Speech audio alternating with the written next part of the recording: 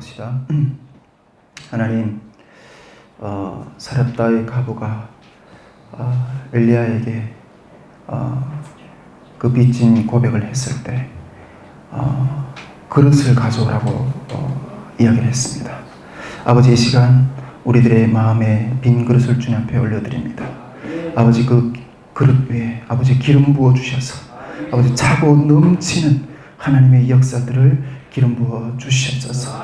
아버지 하나님, 우리 통일 선교를 향해 나아가는 이 발걸음 가운데 하나님 아버지, 그릇이 없다고 주님 말씀하는 이때 하나님, 우리 이 하예성 교회 가운데 하나님이 보시기에 아름다운 그릇, 깨끗한 그릇들이 준비되어서 아버지 통일의 그날 하나님 부르실 때 주님, 우리가 여기에 있습니다. 아버지, 이 그릇 위에 하나님의 풍성한 아버지의 열매들을 담게 하여 주시옵소서. 이렇게 달려나가는 역사를 이 시간도 주님께서 성령으로 기름 부어 주시옵소서. 그래야 주님을 찬양하며 감사하며 예수 그리스도 받들어 기도드립니다. 아멘. 예, 감사합니다. 예, 주님 말씀 한 구절 읽도록 하겠습니다. 시편 85편 10절 말씀. 시편 85편 10절 말씀하고 로마서 12장 1절 말씀이 되겠습니다. 두 구절 좀 같이 읽도록 하겠습니다. 시편 85편 10절 말씀. 10절 말씀. 네, 우리 다 찾으시면 함께 합독하도록 하겠습니다. 시작. 인애와 진리가 같이 만나고 의와 화평이 서로 입맞추었으며. 아멘. 우리 또 로마서 12장 1절 말씀입니다. 로마서 12장 2절 말씀.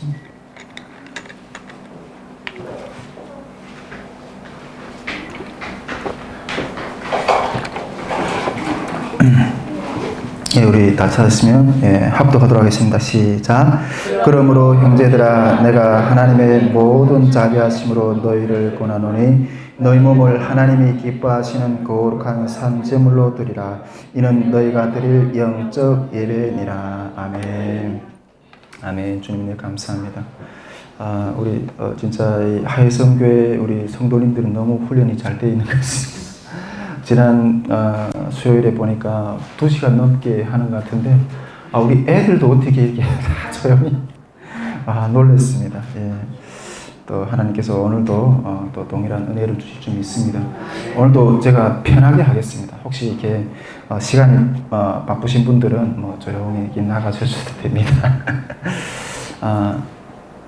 전에 내가 어떤 예배에 참여를 했는데 거기에서 어떤 목사님이 간증을 하셨어요. 간증을 하는데 그때 간증을 할 때 내가 그 앉은 자리에 앉아서 이렇게 예배드린 딱 있는데 하나님께 제 마음 가운데 그런 마음을 딱 주시더라고요. 사람들은 나를 증거하는 게 아니라 자기를 증거한다.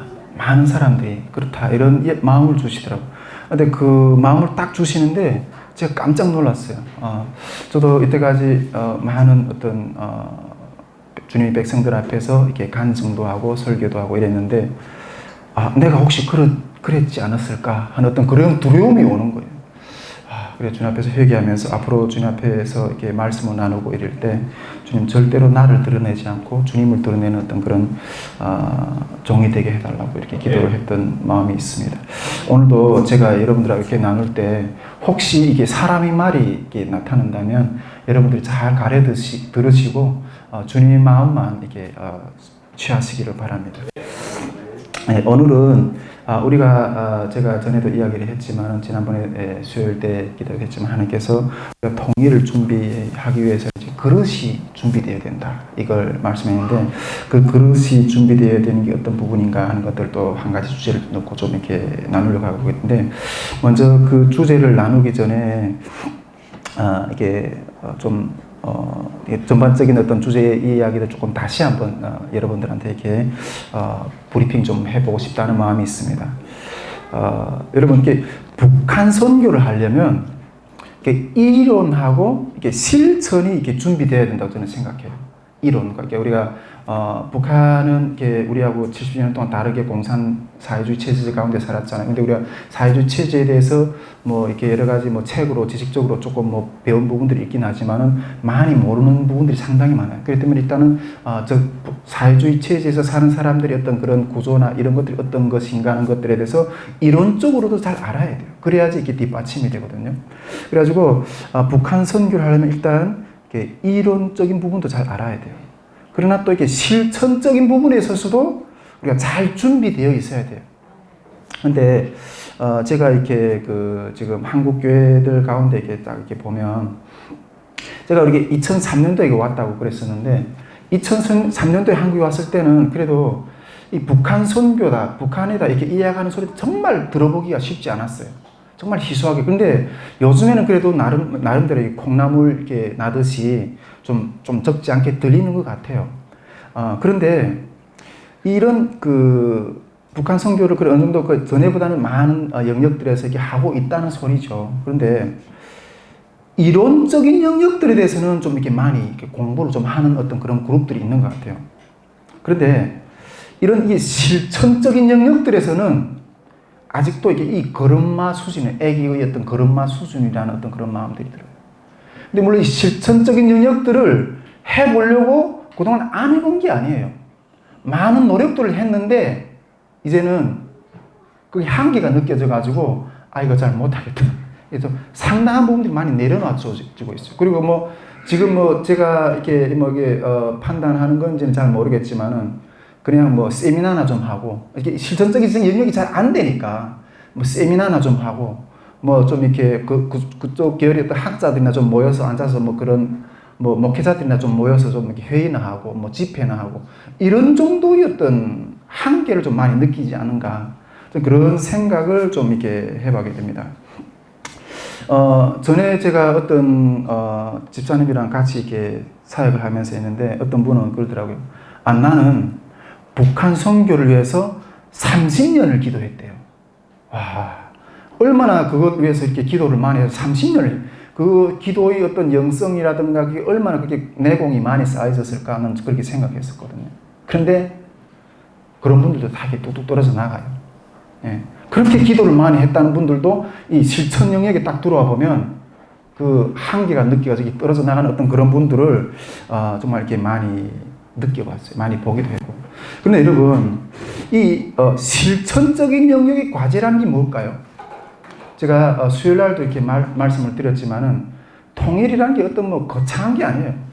우리 북한에 있는 사람들하고 지금 현재 우리 옆에 와 있는 탈북민들하고 같이 어울려 사는 거예요. 쉽게 말해서.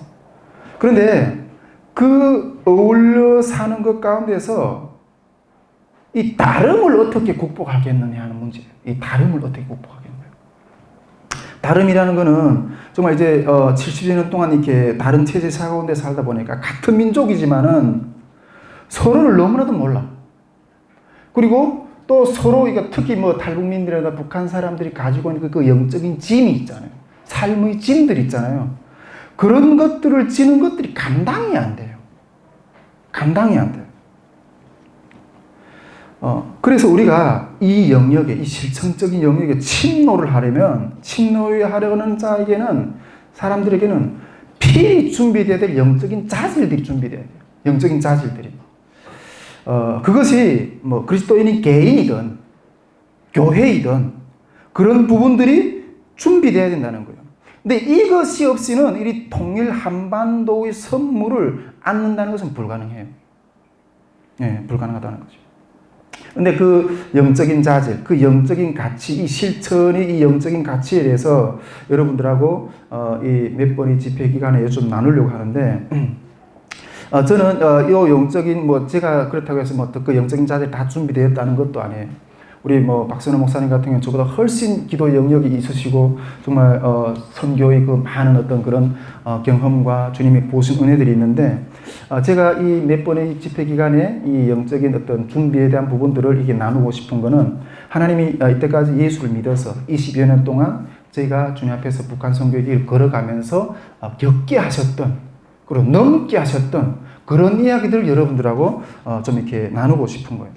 그 영적인 자질, 영적인 가치의 실천의 어떤 주제는 여러 가지 다양한 것들이 있지만은 그 중에서 몇 가지, 즉 이게 십자가와 부활, 또 그리고 성령의 능력, 사랑, 인내, 영적 싸움, 이런 것들이란, 우리가 제가 지난 수요일 날도 이야기했지만은 통일을 우리가 안는다는 것은 어떤 그런 그릇을 준비한다는 것은 저 멀리 어떤 바다 건너에 있는 것도 아니고 하늘 넘어 있는 것도 아니고 기독교의 본질, 예수 그리스도의 생명의 본질로 돌아가는 것이라 그랬잖아요. 근데 그것을 말하는 것인데 오늘 이 몇 번 이어서 이 몇 가지 어떤 영적인 주제에 대해서 이렇게 나누고 싶은데 그 중에서 오늘은 십자가와 부활에 대해서 좀 이렇게 이야기를 여러분들과 좀 같이 나눠보고 싶어요. 물론 다른 영성들도 다 중요한 거지만은 그러나 이 십자가와 부활의 신앙은 이 통일 한반도 사회를 안는 데서 가장 첫 번째로 필요한 어떤 신앙의 훈련이라고 저는 생각합니다. 우리가 이 통일 한반도의 그 길을 걸어가는 데에서는 수많은 어떤 그런 고난의 길들을 걷게 될 거예요. 수많은 어떤 그런 우리가 상상하지 못했던 어떤 그런 고난의 길들을 걸어가게 될 건데 이런 것들을 뚫고 나아가는 어떤 영성이 필요한데 그것이 십자가의 신앙이고 그것이 부활의 신앙이라는 거예요. 이거는 필수예요. 이것이 없으면 북한 선교 감당해 통일 한반도의 그러한 주님의 선물을 감당할 수가 없어요. 그래서 오늘 첫 번째로 이 십자가와 부활의 신앙에 대해서 여러분들하고 좀 이렇게 나눠보려고 합니다. 첫 번째로 이 십자가의 신앙에 대해서 먼저 이렇게 좀 같이 나눠보고 싶은데 저는 제 목회 철학이 뭔가 하면 어떻게 해서나 어떻게 하면 그리스도 안에서 남북이 하나가 될 수 있는가 그 길을 한번 경험해 보고 싶은 거예요. 우리 여기 다이스 문맷돌 선교회 여기 그 티를 오늘도 입고 왔는데 다이스 문맷돌 선교회 여기 옆에를 보면 그리스도 안에서의 남북의 연합 이렇게 딱 써요. 이게 우리 선교회의 치고 나가야 돼. 이걸 얻어야 될 어떤 그런 영성이거든요. 제 목회의 철학은 남북이 그리스도 안에서 하나가 된다는 건 뭔가 이걸 주님 앞에서 경험해 보고 싶은 거예요. 물론 다양한 방면에서 저는 이것을 고민했어요.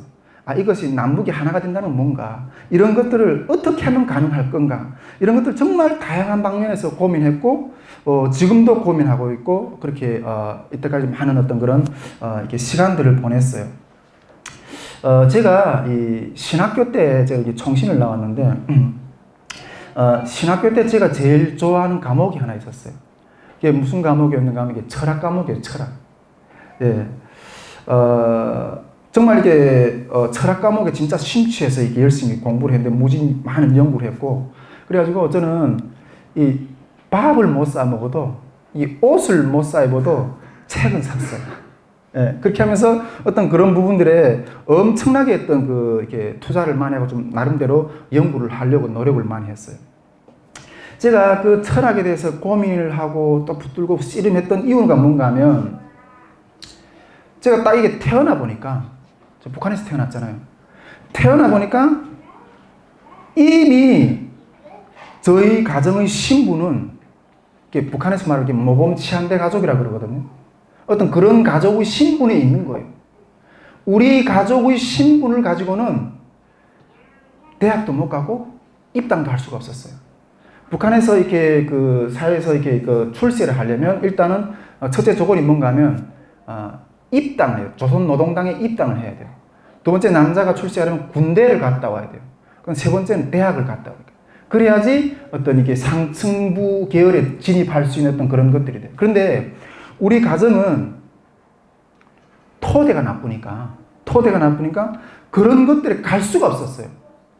입당도 안 되고 대학도 못 가고 우리 가족들이 그 사람 일려라고 지난번에 이야기했는데 입당한 사람 한 사람도 없어요. 우리 친척들도 입당한 사람이 한 사람도 없었어요. 우리 부모님들은 우리 아버지 어머니는 아버지는 이렇게 일제 때 좀 이렇게 공부를 좀 했던 것 같아요. 그래가지고 어떻게든 이렇게 자녀들을 공부를 좀 시키면 그래도 이렇게 사회에 좀 진출을 잘 할 수 있지 않을까 이렇게 해가지고 그런 생각을 해서 그런지 엄청나게 공부를 시켰어요. 그것도 이게 매를 들고 공부시켰어요. 우리가 그 옛날에는 이렇게 그 가죽띠 있잖아요. 거기다 이렇게 면도칼을 가는 어떤 가죽띠가 있잖아요. 근데 그 가죽띠가 이게 우리 집에 딱 들어가면 이 벽에 딱 걸려져 있어요. 근데 이게 용도가 뭔지 아세요? 이 채찍이에요, 채찍. 공부를 안 하면 그걸로 그냥 아버지가 냈다 자식들 이렇게 다 우리 오남매를 다 그렇게 매로 공부시켰어요. 그러면서 진짜 제가 봤을 때는 우리 집안에서 제가 머리가 제일 나쁜 것 같아요. 우리 형제들이 진짜 머리가 좋았거든요. 공부도 잘했고. 그런데 나중에 대학도 하나도 못 가고 입당도 못 하는 거예요. 그러니까 나중에 우리 형들이 아버지를 원망하더라고요. 조상들이 지게를 잘못 벗어났다고. 조상들이 지게를 잘못 벗어나서 우리는 이렇게 대학도 못 가고 이렇게 하고 있다고. 우리 할아버지가 6.25 때 월남했어요. 월남자 가족이에요. 그리고 우리 또 큰 외삼촌은 또 해방전에 이렇게 미국에 간 어떤 그런 이다 보니까 우리 가족들이 다 이렇게 우리 친척들이 이렇게 남한국에 있다 보니까 북한에서는 우리 그런 가족들을 이렇게 출세를 안 시켜요. 왜냐하면 북한은 아직 정전 상태라고 생각해요. 아직 전쟁이 끝나지 않는 상태라고 생각하기 때문에 만약 전쟁이 일어나면 일단 내부의 적이 제일 두렵잖아요. 그러다 보니까 내부의 적이 누군가 이렇게 했을 때 한국에 친인척 있는 사람들, 이 사람들은 전쟁이 있으면 총뿌리를 어디다 돌릴지 모른다 이렇게 생각하기 때문에 이런 사람들은 출세기를 딱 막아버려요. 네. 그런 것처럼 그러다 보니까 우리 자식들은 이렇게 공부도 잘했지만 출세할 수가 없었어요. 저는 어릴 때부터 그런 형님 누나들이 이렇게 그런 모습들을 보면서 야, 공부를 해서는 뭐 쓸데없네. 아예 공부를 포기했어요. 하지도 않았어요. 그런 원한이 내 마음 가운데 있는 거예요. 원한이. 그래서 나는 왜, 우리 가문은 왜 이렇게 태어나서부터 그런 신분이고, 태어나서부터 공부를 하고 싶고, 또 뭐 출세하고 싶고, 꿈을 마음껏 펼쳐보고 싶어도 꿈을 꿀 수 없는 이런 모습으로 살아야 되냐. 그러한 우문이 어릴 때부터 있었어요. 어릴 때부터 있었어요. 근데 나중에 커서 딱 이렇게 보니까 결국은 그것이 우리 나라가 분단된 현실 때문에, 분단된 현실 때문에 그것을 피해를 우리가 입는 거예요. 그때부터, 그럼 왜 우리는 분단이 되었는가?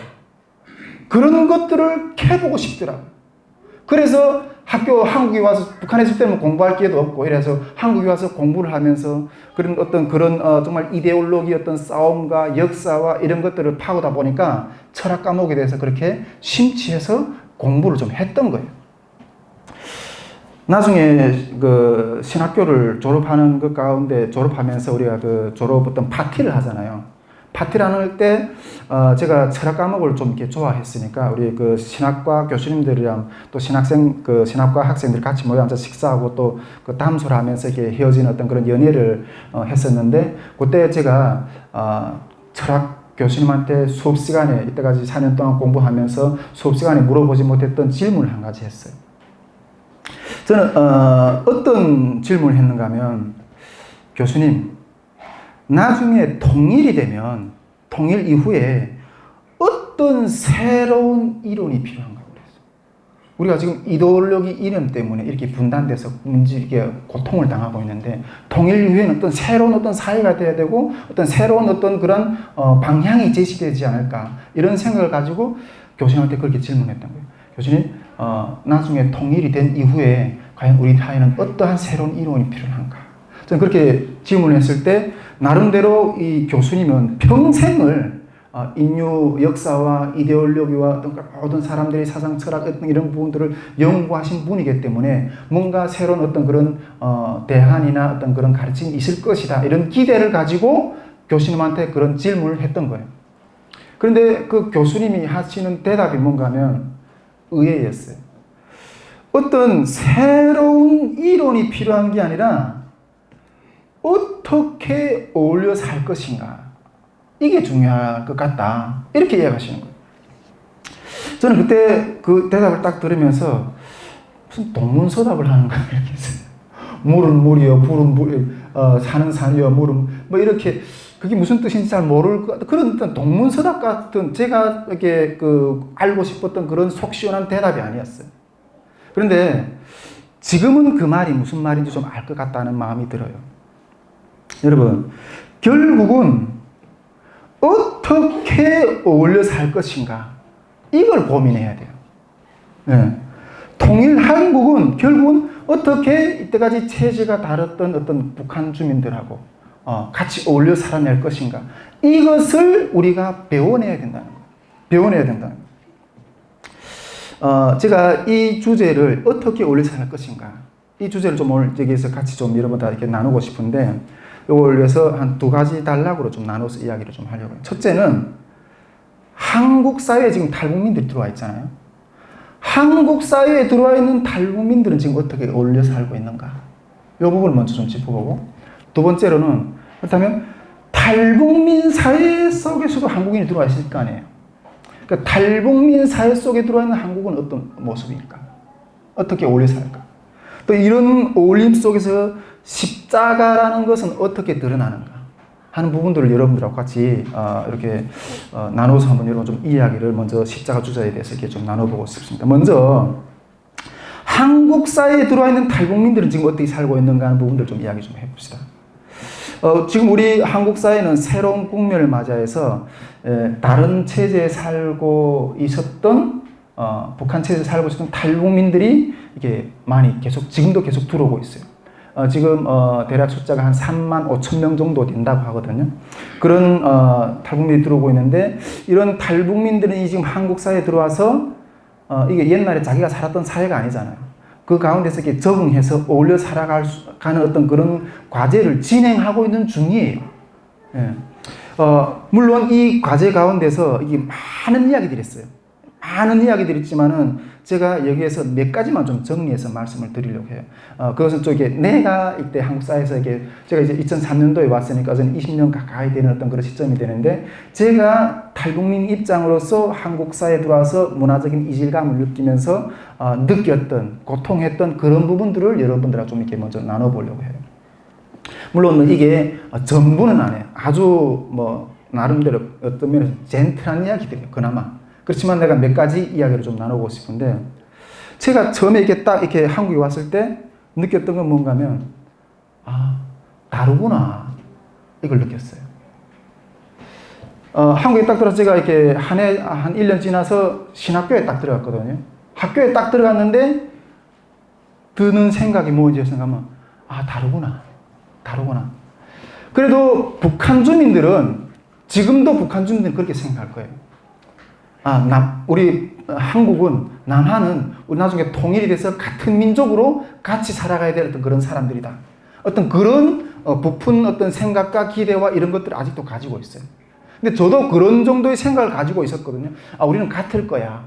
우리는 뭔가 어떤 여러 가지 공유하는 것들도 있고 어떤 소통이 될까, 이런 생각을 가지고 왔는데, 대학교 딱 들어갔는데 느낌이 딱 들더라고요. 우리는 다르구나. 이제는 달라졌구나. 여러분, 우리가 북한 선교를 생각할 때, 우리 하회성교회도 하나님께서 이번 여름 탈북 통일 캠프나 이런 것들을 겪으면서 북한 주민들 만나고 북한 사역의 어떤 영역들을 넓힐 건데, 일단은 다르다는 걸 전제하고 시작을 해요. 다르구나 하는 것도 느꼈어요. 제가 한국에 딱 와서 한 20대 한국 청년한테 이런 질문을 했어요. 우리 여기 청년들도 한번 같은 질문을 던질까 속으로 어떤 대답을 할 수 있겠나 한번 이렇게 좀 생각해 보면 좋을 것 같은데, 우리 청년한테, 그 청년들한테 이렇게 쫙 질문했어요. 우리 친구에게는 북한이라는 존재가 과연 어떤 존재인가, 이렇게 딱 질문했어요. 제가 20대 청년한테. 우리 친구들 북한이라는 존재가 딱 할 때 어떤 존재를 느껴져요? 예. 근데 그 친구가 딱 대답하는데 그냥 두말 할 것 없이 그냥 자기 생각하는 것들 그대로 바로 그 대답이 탁 튀어나오더라고요. 어떤 얘기를 하는가 고려인? 예, 고려인? 우리 젊은 세대들에게는 북한이라는 존재가 고려인 정도예요. 우리 고려인이라 했을 때는 우리 역사 가운데 어떤 고려시대 사람을 그걸 말하는 게 아니라, 그 19세기 말 연해주라든가 이 사할린 쪽에 갔다가 2차 세계대전 이후 이렇게 다시 넘어오지 못한 그런 사람들이잖아요. 러시아에 가 있는 이런 사람들이 그 고려인이라 그러잖아요.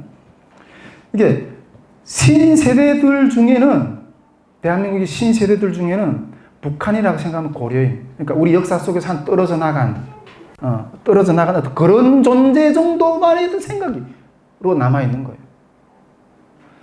제가 저하고 지금도 긴밀하게 이렇게 그 사역을 같이 이렇게 중보하고 나누는 어떤 그런 한 선교사님 한 분 계시는데 지금도 계속 중국에 가서 탈북자 사역을 해요. 근데 그 선교사님이 한 번은 저한테 딱 이야기하는데, 야, 탈북자들을 만나면 만날수록 외국인이야. 네, 외국인이래. 네, 그만큼 우리는 이제 다르다는 거예요. 많이 달라졌다는 거예요. 그리고 제가 두 번째로 이렇게 한국에 와서 조금 이질적으로 느꼈던 부분들이 뭔가 하면 이게 이 언어 차이 있잖아요. 언어.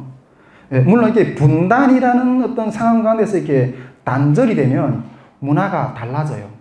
교류를 안 하면 문화가 달라져요. 예, 그런 문화 차이가 이렇게 같은 민족인데도 다른 문화 속에서 삶이 이게 달라지는 거예요. 달라지는 거예요. 뭐 그런 것 중에서 이렇게 뭐 비슷한 사례라고 말할 수 있다면 그 중에서도 언어를 하나 이렇게 둘 수 있을 것 같다는 생각이 들어요. 근데 제가 한국에 있다고 왔는데 저보고 이렇게 저 말씨를 고치라고 하는 사람들 몇 번 만났어요. 제가 지금 이렇게 말씨가 북한 말씨가 많이 나타나나요? 예, 좀 나타나세요. 제가 한 번 어떤 교회 딱 이렇게 다녔는데 그 교회 부목사님이 저한테 이런 말씀하시다. 저는 앞으로 이게 신학교로 가서 목회자로 또 주님이 일을 해야 된다는 어떤 그런 사명이 있다는 걸 알기 때문에 저보고 딱 그러는 거예요. 전도사님, 그 말씨를 고치라고. 말씨를 고치라는 거예요.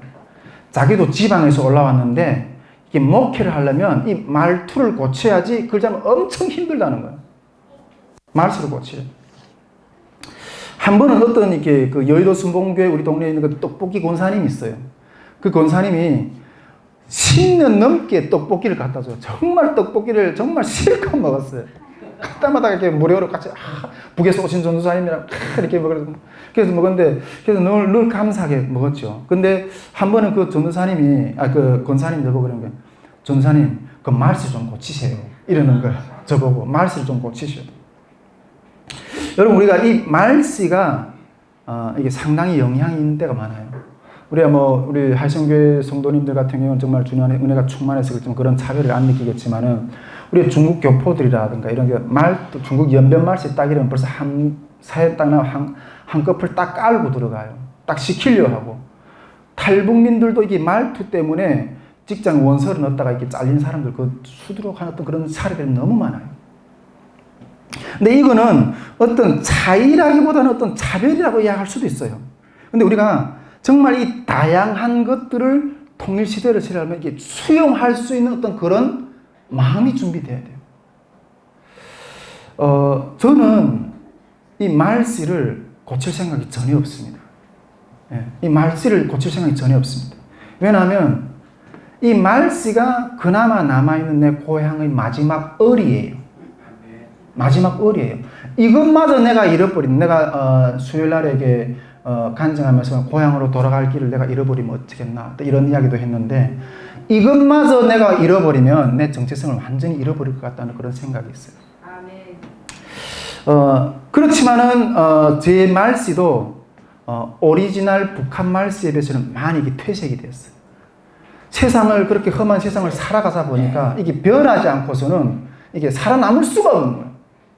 제가 한국에 와서 저희 중국에 있을 때는 어떤 그런 형편이 안 돼가지고 북한의 형제들한테 이렇게 연락할 어떤 그런 생각도 못 하고 있었는데 한국에 와서 제가 북에 있는 우리 누나하고 전화 통화를 했어요. 브로커를 통해서 이렇게 연결을 해가지고 누나를 찾아서 전화 통화를 딱 했는데 전화 통화를 딱 하는 순간에 미안한 마음이 확 드는 거예요. 우리 누나 말씨는 오리지널 북한 말씨인 거예요.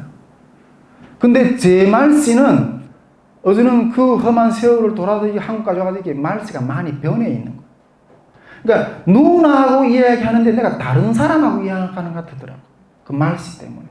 그러면서 이 내 마음 가운데 미안한 마음이 확 드는 거예요. 저는 제 말씨를 변하지 않으려고 합니다. 그나마 나의 말씨를. 어떤 이러한 차이들이 상당히 힘들었던 부분들로 이렇게 많이 느껴요. 우리 탈북민들이 한국 사회에 딱 들어와가지고 이 주류 사회에 들어가야지 빨리 적응이 되잖아요. 그 주류 사회에 들어가기 위해서 이게 말실이 일부러 이렇게 한국 말실을 쓰려고 이렇게 막 이렇게 부자연스럽게 하는 친구들도 많아요. 근데 그런 차이들이 이렇게 많이 느껴졌다는 거.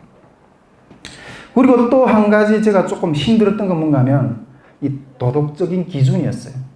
도덕적인 가치, 도덕적인 기준들이 저를 많이 힘들게 했어요. 한국에 와서 처음에 한국에서 제일 많이 들었던 말이 뭔가 하면 개념이 없단 말이에요. 개념이 없다. 탈북자들은 개념이 없다고. 그런 말들을 많이 들었어요. 저는 개념이 없다고 말하는 사람들의 입장도 이제는 이해되고 개념이 없는 우리 탈북민들의 입장도 이해가 돼요. 이해가 돼요. 여러분, 북한 사회에서는 개념을 가지고서는 살아 못 남아요. 살아남을 수가 없어요. 무개념의 생각을 가지고 있어야만이 살아남을 수 있는 거예요. 개념을 가지고 있던 사람들이 제일 먼저 굶어 죽었어요. 당에서 어떻게 해라, 어떻게 해라, 어떻게 하라 지시한 것들을 그대로 따랐던 사람들은 다 굶어 죽었어요.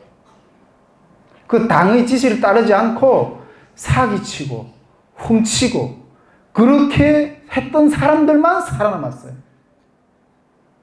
그렇게 했던 사람, 우리 탈북민들 가운데는 흔히 이런 말들을 좀 해요. 지금 북한 사회는 이 착한 짐승들은 다 굶어 죽었다는 거예요. 뭐 토끼라든가 뭐 염소라든가 양이라든가 소라든가 이런 착한 짐승들은 다 굶어 죽었다는 거예요. 그런데 이 악한 짐승들, 이 승냥이, 뭐 이렇게 이리, 뭐 호랑이, 뭐 사자, 뭐 이런 악한 짐승들만 살아남았다. 그 사회에서는 개념을 깨고 그 개념 자체를 깨고 악한 성품으로 살아야지만이 남을 딛고 누르고 이겨야지만이 살아남을 수 있는 사회. 그렇게 살던 사람들이 사기쳐야 살고 먹고 살기 위해서 정말 별의별 일도 다 안 하겠어요? 그렇게 살던 사람들이 지금 한국이라는 사회에 들어와서 어떤 한국은 나름대로 개념이 잡힌 사회잖아요. 다시 개념을 찾으려고 하니까 쉽겠어요? 쉽지 않아요. 그거 쉽지 않아요. 우리가 사람이 보통 나이가 한 30대 중후반 이후가 되면 벌써 이렇게 그 사고가 굳어지고 그 굳어진 사고를 이게 바꾼다는 게 이게 보통 문제가 아니거든요. 제가 어떤 형제가, 탈북민 형제가 자기 와이프가 그 술집에 뭐 술집 뭐 생활에 뭐 어떤 게 다 알잖아요. 그 술집에 나가는 자기 와이프를 말리지 못하고 그냥 내보낼 수밖에 없는 그런 현실들을 탁 들어볼 때 그냥 제가 어떻게 해줄 게 없어가지고 그냥 같이 울었어요. 술집에 나가고 싶어서 나갈까요? 그렇게 나아갈 수밖에 없는 현실들 이런 것들을 탁 볼 때 너무나도 마음이 어떻게 위로를 줄 수가 없어서 같이 그냥 울었다니까요. 제가 신학교를 4년 졸업하고 신대원에 제가 이렇게 총신 신대원에 내가 입학을 했었거든요. 근데 제가 총신 신대원을 사수 만에 입학했어요. 4번이나 떨어졌어요. 우리 탈북민들은 이렇게 신대원 이렇게 시험 쳐서 들어가지 않아요. 이렇게 외국인 전형으로 유학생 전형으로 이렇게 쉽게 들어갈 수 있거든요. 그런데 다른 친구들은 다 쉽게 들어가는데 저는 4번이나 떨어졌어요. 그 4번이나 떨어진 이유가 뭔지 아세요? 제가 이게 한국에 와서 대부분 탈북민들이 한국에 오면 빨리 정착을 해야 되잖아요. 근데 빨리 정착을 하려면 결혼 정년기에 든 친구들은 빨리 결혼하는 게 정착을 하는 게 결혼을 빨리 해야 정착. 왜냐하면 혼자 지내면 뭐 돈도 쓰고 막 이렇게 하면 막 계산이 없이 쓰잖아요. 그러나 결혼을 하면 걔도 뭐 또 하나 쓰려고 해도 생각하고 가족 때문에 또 이렇게 쉽게 포기할 것도 포기 못하거나 이렇게. 그래서 빨리 정착하는 길은 결혼하는 것이라는 생각을 가지고 내가 빨리 결혼을 해야 되겠다. 그런 생각을 가지고 수소문을 하니까 제 주변에는 뭐 어떤 한국에 내가 아는 사람도 없고 그러다 보니까 중국에서 내가 한 7년 정도 살았으니까 중국에서 알던 사람을 통해서 그 중국 자매를 하나 소개를 받았어요. 자매를 하나 소개를 받아가지고 보니까 내가 가서 만나서 딱 보니까 나는 앞으로 이렇게 하나님 일을 할 사람이고 어떤 여사사를 이야기하면서 보니까 자매 괜찮다는 마음이 들더라고요. 그래서 국제결혼 수속을 했어요. 한국에 들어와서 그 자매 어떤 그 허구를 가지고 국제결혼 수속을 이렇게 진행하는 것 가운데 저는 그 자매를 어떤 사람의 소개를 통해서 그냥 알았을 뿐이잖아요. 그래서 결혼식. 근데 잘 모르잖아요. 사람이 결혼은 얼마나 심중한 일인데.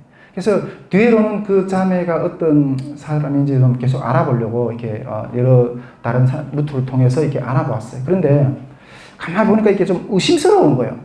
이 사람은, 이 자매는 나하고 결혼을 할 목적으로 이렇게 들어온 것이 아니라 한국에 들어오려고. 지금은 뭐 중국 조선족들이 이렇게 비자도 웬만하면 조선족이 이렇게 많이 들어오는데 그때까지만 해도 그렇게 되게 들어오기 힘들었어요. 국제 결혼을 해서 나를 결혼 상대로 이렇게 하는 게 아니라 어떤 나를 이용해서 이렇게 한국에 그냥 들어오려고 하는 그런 목적이라는 생각이 드는 거예요. 그래서 결혼 수속을 하던 문건들을 그냥 다 올스톱 시켰어요. 저는 이렇게 올스톱 시켰으니까 그래 이거는 어서 나는 결혼 안 한 거야. 이걸 또 이 사람애가 들어온 것도 아니고 그냥 그런 생각으로 그냥 그 일은 마무리를 했어요. 마무리를 하고 나중에 시간이 지나서 지금 같이 주님의 은혜로 만나게 하신 우리 집사람을 만났어요. 만나가지고 아주 결혼까지 하자고 이렇게 올인하면서 동사무소에 가서 결혼 날짜도 다 잡아놓고 그래서 동사무소에 가서 혼인신고를 하러 딱 갔어요. 혼인신고를 하러 딱 갔는데 저는 이미 결혼이 되어 있는 사람인 거예요. 그러니까 이게 모르다 보니까 이게 뭐 국제 결혼을 하면 이렇게 자기 호구에다 올려야지 초청이 가능하거든. 근데 이거 내가 스톱 해놨으니까 이거는 뭐 그냥 없어진 거라 그런 생각까지 못 했던 거예요. 근데 보니까 나는 이미 결혼이 되어 있는 사람인 거예요. 내가 이제 결혼을 하려면 그 중국 여성하고 이혼 수속을 다시 하고 그리고 다시 결혼 등기를 해야 되는 거예요.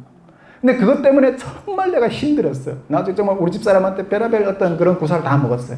그러면서 어쨌든 그렇게 잘 정리를 했거든요.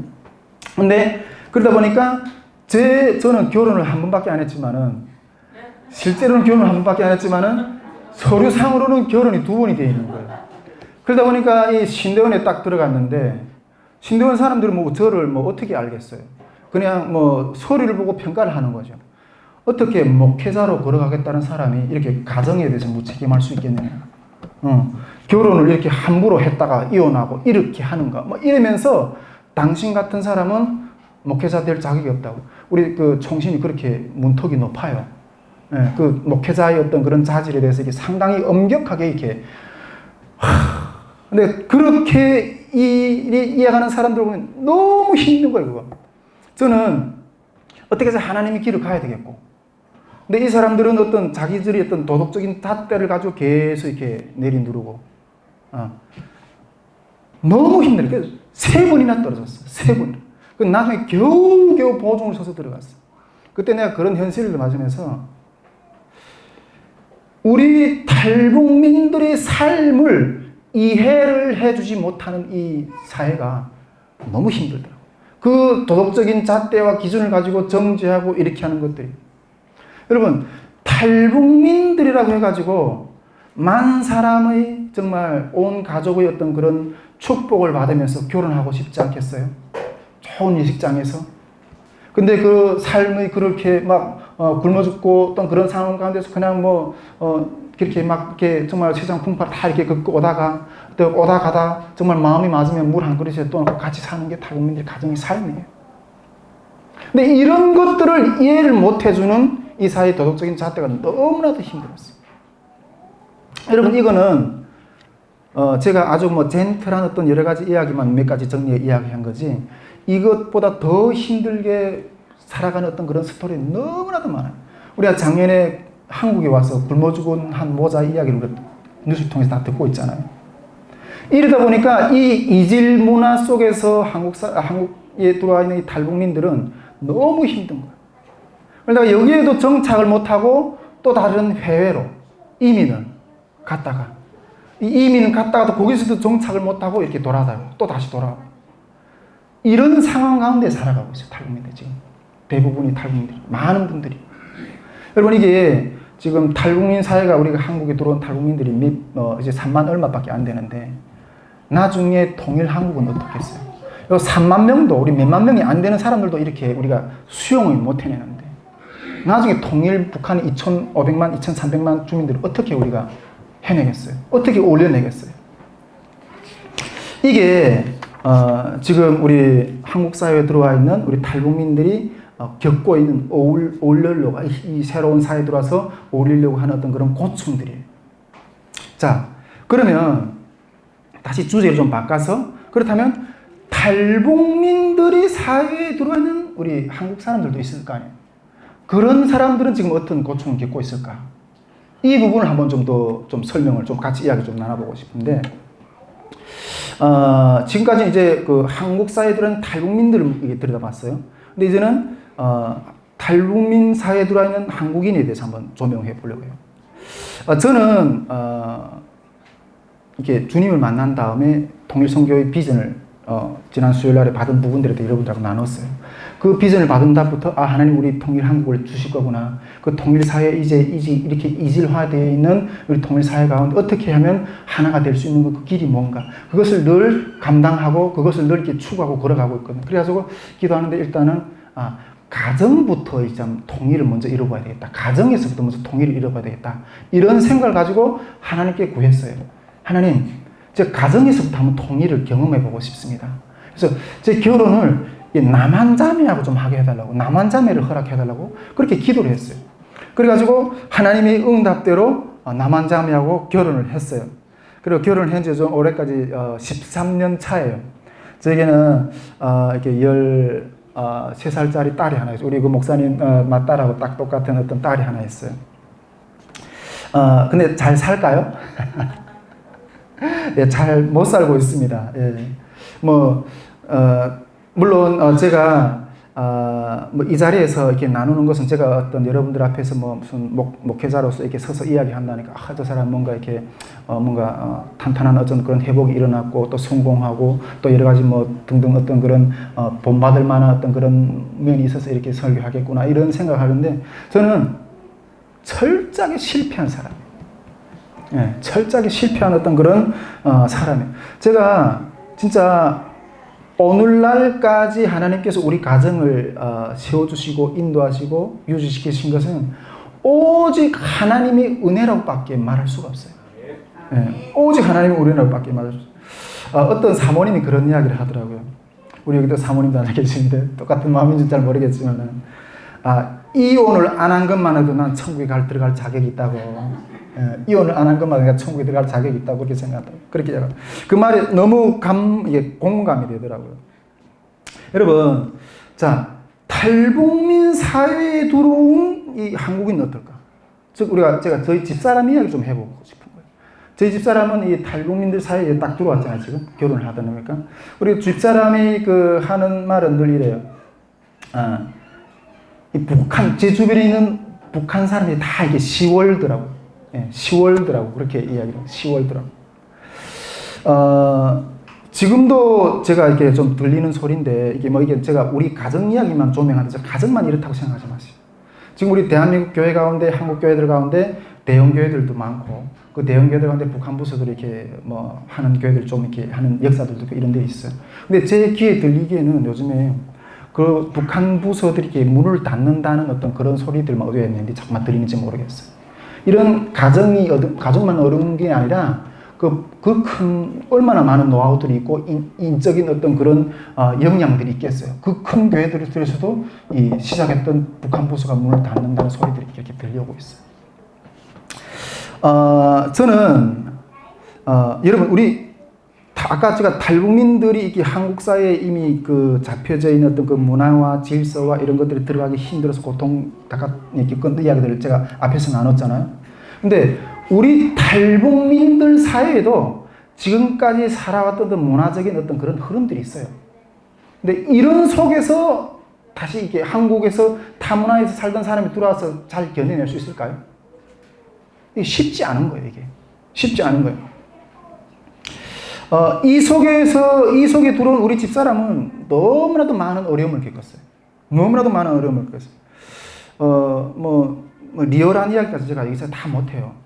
나중에 저희 친구들한테 막 이 머리채 막 잡혀가지고 발길질도 당하고, 별일 다 겪었어요.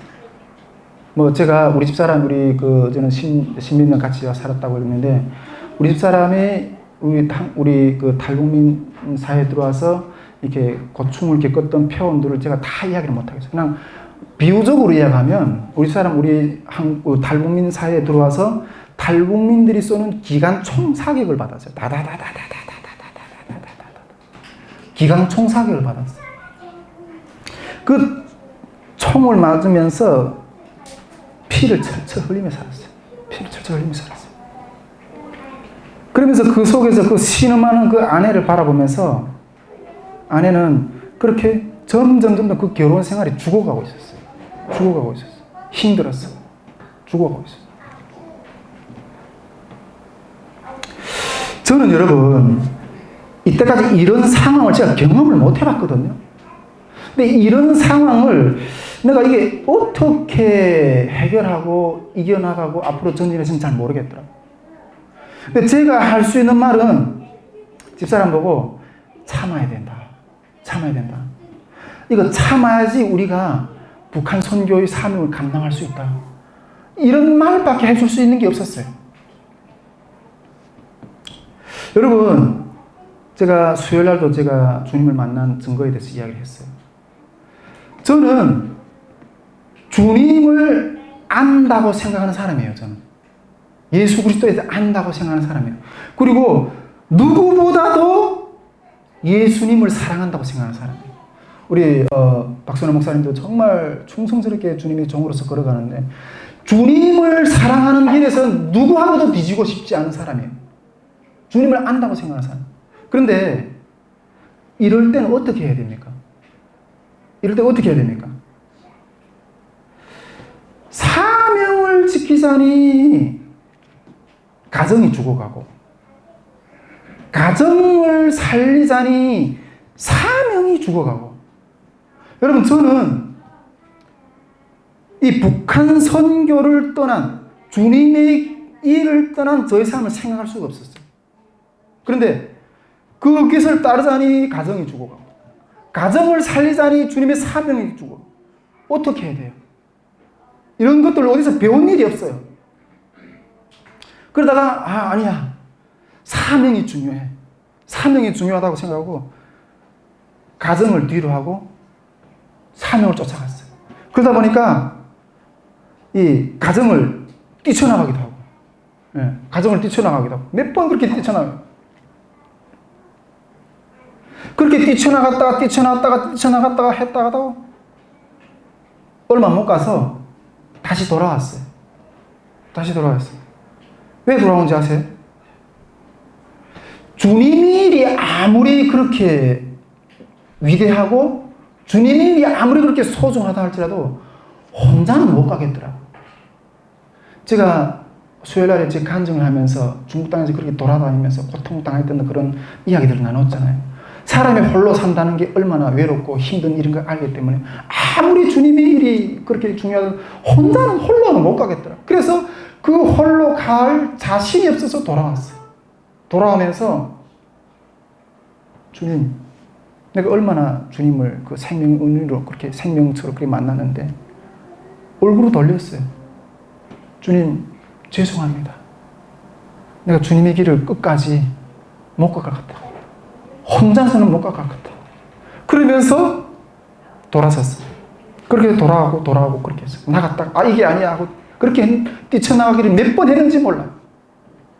그러다 나중에 정말 주님의 길이 아닌 그냥 한 사람의 인생으로 살아가자고. 그냥 한 가정의 아빠로서, 한 애의 아빠로서, 한 아내의 남편으로서의 삶을 살려고 그냥 이렇게 돌아왔어요. 여러분, 그런 과정 가운데 제 주변의 모든 관계들이 다 끊어졌어요. 제가 그렇게 존경하고 어린처럼 존경하던 분들과의 관계, 동역자들과의 관계, 친구들과의 관계 다 끊어졌어요.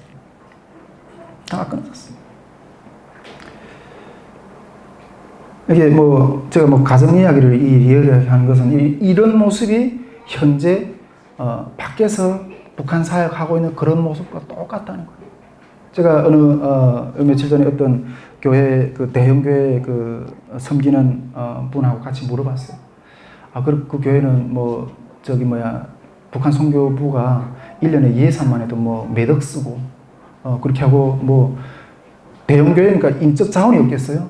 엄청나게 이렇게 다 오는데 정말 그 속에서 탈북민들하고 진정으로 삶의 교제를 나눌 수 있는 일꾼들이 몇 명이나 되나 물어봤어요. 없대요. 허울은 좋은데 나와서 우리 교회는 사역을 이렇게 합니다. 그래서 그 프레젠테이션은 정말 그렇게 완전히 이렇게 그럴듯하게 하는데 그 속에서 진정으로 그 탈북민들이 삶과 부딪게 이렇게 하는 사람이 없다는 거예요. 여러분, 십자가라는 건 뭐예요? 십자가의 의미는 뭔가요? 여러분, 이것이 남북이 지금 부딪혀 사는 실존이에요. 본 모습이에요. 현 주소예요. 이런 속에서 우리에게 질문하는 건 딱 한 가지밖에 없어요. 그래도 십자가를 질 거냐? 질 거냐? 질 것이냐? 피할 것이냐?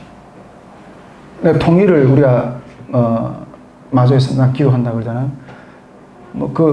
거창하게 생각하지 마세요. 십자가를 질 수 있느냐 없느냐. 이 답변에 답변할 수 있으면 되는 거예요. 저는 그러면서 이렇게 주님의 길을 포기하고 가정으로 돌아온 어떤 그런 가운데 있었어요. 그런데 주님은 이럴 때 일을 시작하시더라고요. 이런 속에서 일을 시작하시더라고요.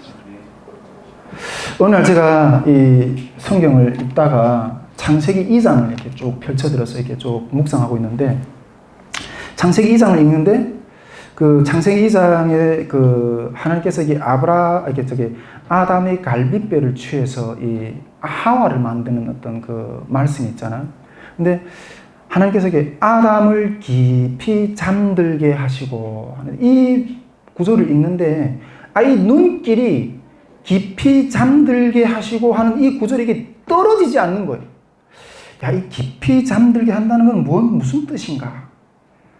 그것에서 이 문구에 이게 눈이 꽂혀가지고 이게 옮겨지지 않는 거예요. 그래서 원문을 뒤져봤어요. 원문을 이렇게 딱 들어보니까 원문에 보면 이 깊이 잠들게 한다는 이 말이 우리 일반적으로 자는 잠을 말하는 뜻이 아니에요. 일반적인 잠을 말하는 그런 뜻인 게 아니라 이 잠들게라는 말은 이게 타르테마라는 어떤 그런 단어인데 히브리 단어인데 요거는 이게 잠들다 하는 단어에서 이렇게 파생된 단어예요. 근데 이 잠들다는 이 원문의 의미가 뭔지 아세요? 기절하다, 죽음과 같은 어떤 정신을 잃다 이런 의미가 있어요. 잠들다는 말. 여러분, 우리가 보통 잠자는 사람을 기절했다, 죽음 것처럼 이렇게 정신을 잃었다 이렇게 표현하지는 않잖아요. 그런데 하나님께서 아담의 갈빗뼈를 취해가지고 그 하와를 만들 때 이렇게 깊이 잠들게 하셨다는 깊은 아담이 고통 가운데서 취하셨다는 말이에요. 취하셨단 말이에요. 그런데 아담은 그때 이렇게 죄를 짓기 전이었기 때문에 고통이나 죽음이나 이런 것이 없었어요. 그런데 하나님께서 이 아담의 갈빗뼈를 통해서 하와를 만들 때 그런 깊은 고통 가운데, 깊은 고통의 장 가운데서 그걸 취했다는 거예요. 그러니까 즉 아담이 이 갈빗뼈를 통해서 하와를 만들 때 그런 고통의 수고를 했다는 거예요. 수고를 했다는 거예요. 여러분, 우리가 공짜로 주어진 물건에 대해서 어떻게 표현해요? 그렇게 고마운 표현 안 하잖아요. 근데 아담이 그런 고통을 통해서 하와를 만들어서 이렇게 하나님께서 아담에게 하와를 보내주실 때 아담이 그 고백이 뭐라 그래요? 내 뼈 중에 뼈요, 살 중에 살이로다. 이렇게 얘기하거든요. 거저 얻은 걸 그런 표현은 못 써요. 이거는 완전히 진짜 정말 죽기까지 사랑하는 어떤 사람의 입에서 나올 수 있는 고백인 거예요. 그런 고통으로 얻은 거기 때문에 그런 표현이 가능한 거예요. 뼈 중에 뼈요, 살 중에 살이라고. 우리 여기 청년들이 나중에 결혼할 청년들도 있고 이렇지만은 어떤 결혼의 여러 가지 조건들이나 이런 것들로 내 사람이 만들어지는 게 아니에요. 어떤 내 사람이 된다는 건 그만한 대가가 치워진다는 거예요. 엄청난 대가가 그럴 때 나의 한 공동체, 한 몸이 된다는 거예요. 여러분, 남북이 모이는 공동체라는 것은, 이 하나가 된다는 것은 바로 이런 대가를 치러야 되는 거죠. 가정이든, 그것이 남북이 모인 공동체든, 이런 대가가 없이는 한 공동체의 어떤 그런 맛을 내기가 쉽지 않다는 거예요. 우리 이걸 명심해야 돼요. 저는 종종 이 아내와 함께, 집사람과 함께 이렇게 우리 탈북민들이 있는 동네에 이렇게 교제권에 이렇게 들어갈 때가 있어요. 앞에서도 말했지만은 탈북민 동네에 이렇게 딱 들어가면 탈북민들로부터 날아오는 돌을 맞아요. 날아오는 돌. 이게 제가 비유적으로 표현해서 그렇지, 뭐 다양한 일들이 있어요. 그 탈북민들로부터 날아오는 돌을 맞는 상황들이 수시로 이렇게 생기게 돼요. 수시로만. 근데 그렇게 날아오는 돌을 그냥 놔두면 우리 집사람은 그 돌에 맞아 죽어요. 죽어요. 제가 집사람과 같이 이렇게 탈북 교제를 하면서 제일 처음에 이렇게 집사람한테서 많이 이렇게 들었던 말이 뭔지 아세요? 왜 내 편이 못 돼주는가? 왜 내 편이 못 돼줘? 내 편이 좀 돼달라. 요즘에 이 말을 우리 딸한테서도 들어요. 딸한테서 들어요. 아빠는 우리 편이 돼주면 안 돼? 그러니까 우리 딸이 보기에는 아빠가 늘 자기 편이나 엄마 편이 되는 게 아니라 다른 사람 편이 되어 있는 것처럼 보이는 거예요. 그리고 우리 딸이 아빠가 자기 편이 되어주는 방법은 어떤 상황 가운데서 아무리 잘못이 있다고 해도 일단은 거기에서 우리 편이 먼저 돼달라는 거예요. 우리 편이 먼저 돼준 다음에 나중에 뒤에 돌아서서 예빈아, 이러이러한 건 잘못됐어. 이렇게 이야기해달라. 이것이 우리 딸의 입장에서는 아빠가 가정의 테두리, 보호막이 되어주는 어떤 그런, 우리 편이 되는 어떤 그런 입장인데요, 딸이.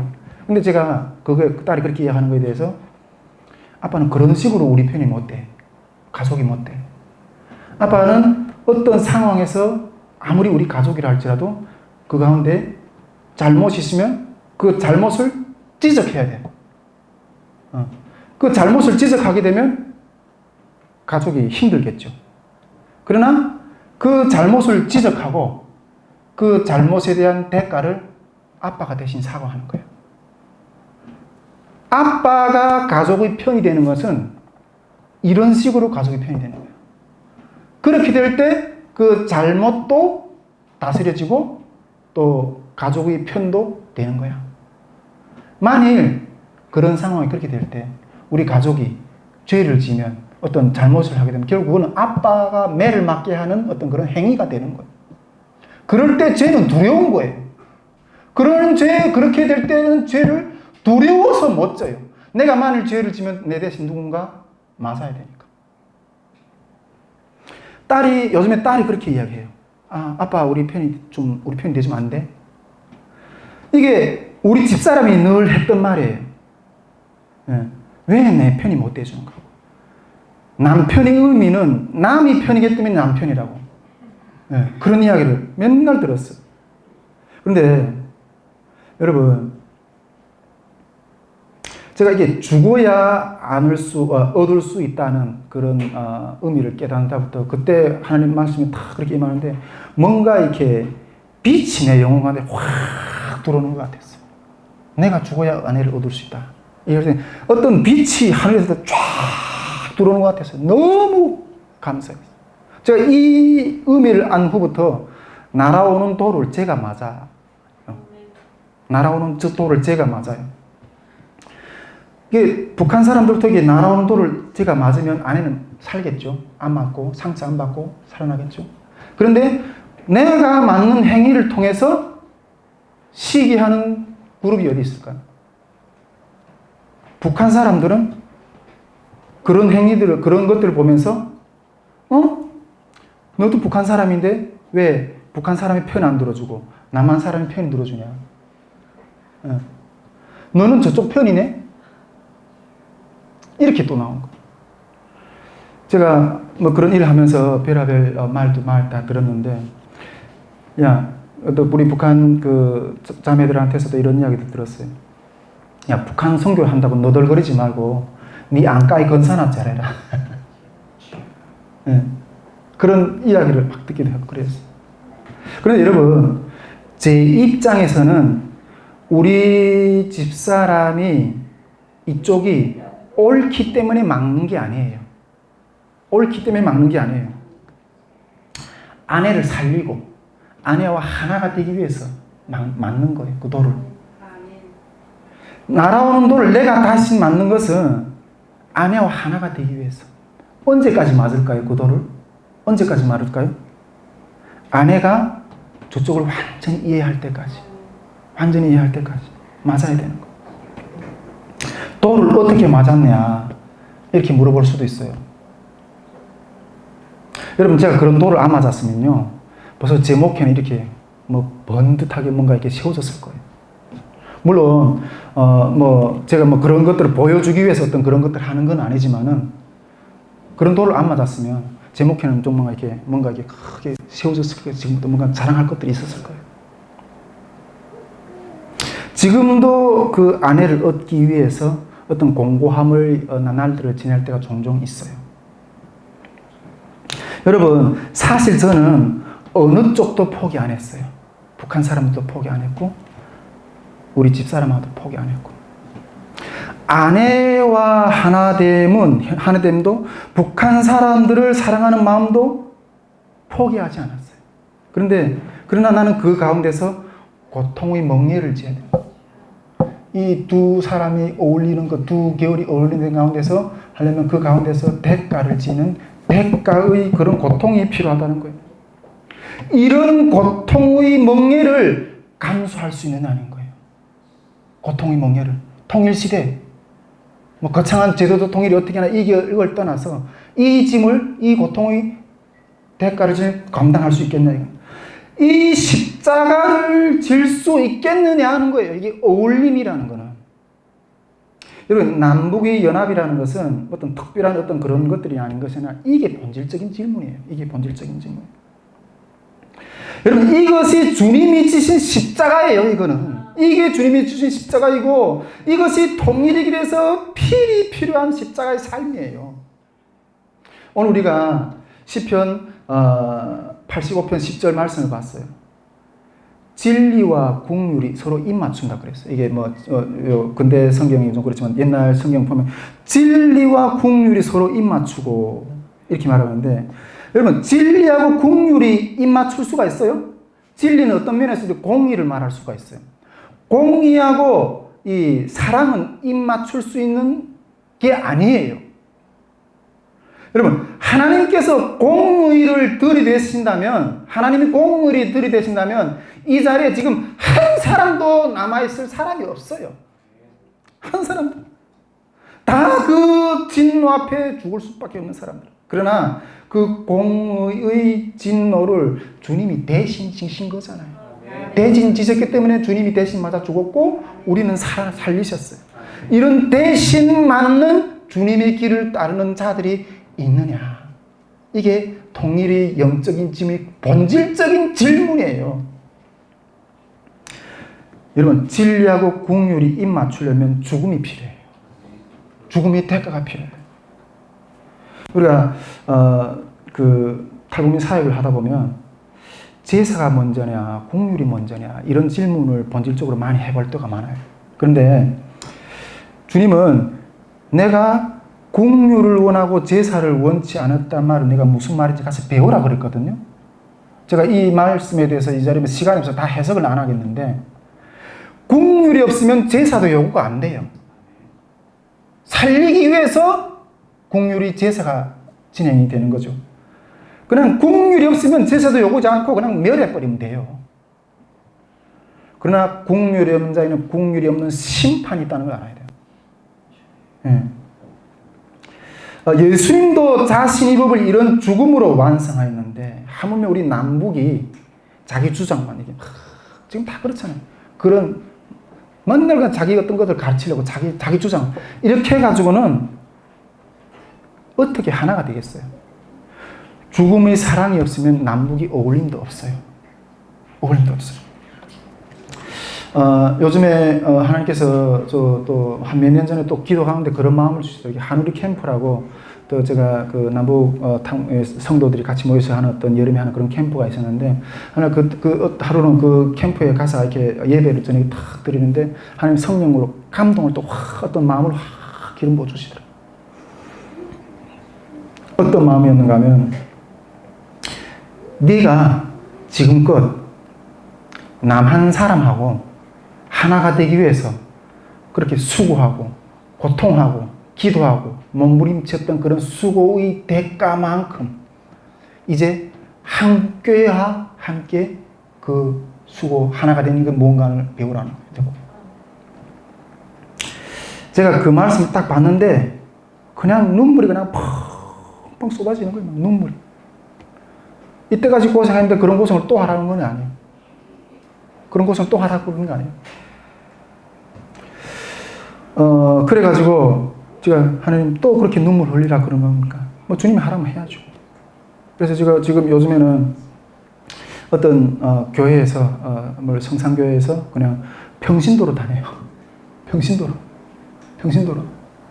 다니면서 그곳에서 하나가 되는 게 뭔가 하는 것들을 몸부림치고 있어요. 아마 성산교회에서는 그 교회에서는 뭐 이 사람이 필요한 건 존재인지도 뭐 그런 어떤 느낌도 없이 뭐 저를 그냥 이렇게 바라볼 수도 있어요. 그러나 저는 그쪽에서 누가 안아주든 말든 하나가 된다는 건 무엇일까? 그걸 위해서 그냥 묵묵히 그 자리에 머물고 있어요. 평신도로. 그 성산교회 안에서의 어떤 그 영적인 분위기는 남북이 하나가 되는 영적인 분위기는 그렇게 막지는 않았어요. 초시기에. 정말 척박한 곳이었고 그 밖으로 싸움만 하고 앉아있고 근데 나중에 지금은 제가 한 달에 한 번씩 그 설교를 하면서 그 남북이 하나가 된 뭔가 어떤 그런 영적인 분위기가 많이 회복이 되었어요. 어떤 분들은 저보고 아니 그게 무슨 목을 있다고 거기 가서 죽치고 앉아있냐 저보고 그래요. 아니 명색이 목사인데 어디가 사역을 해야지 거기서 평신도로 거기 다니고 앉아있어. 근데 저는 주님 안에서 한국교회가 하나가 된다는 게 뭔가 그걸 붙들고 앉아있어요. 우리가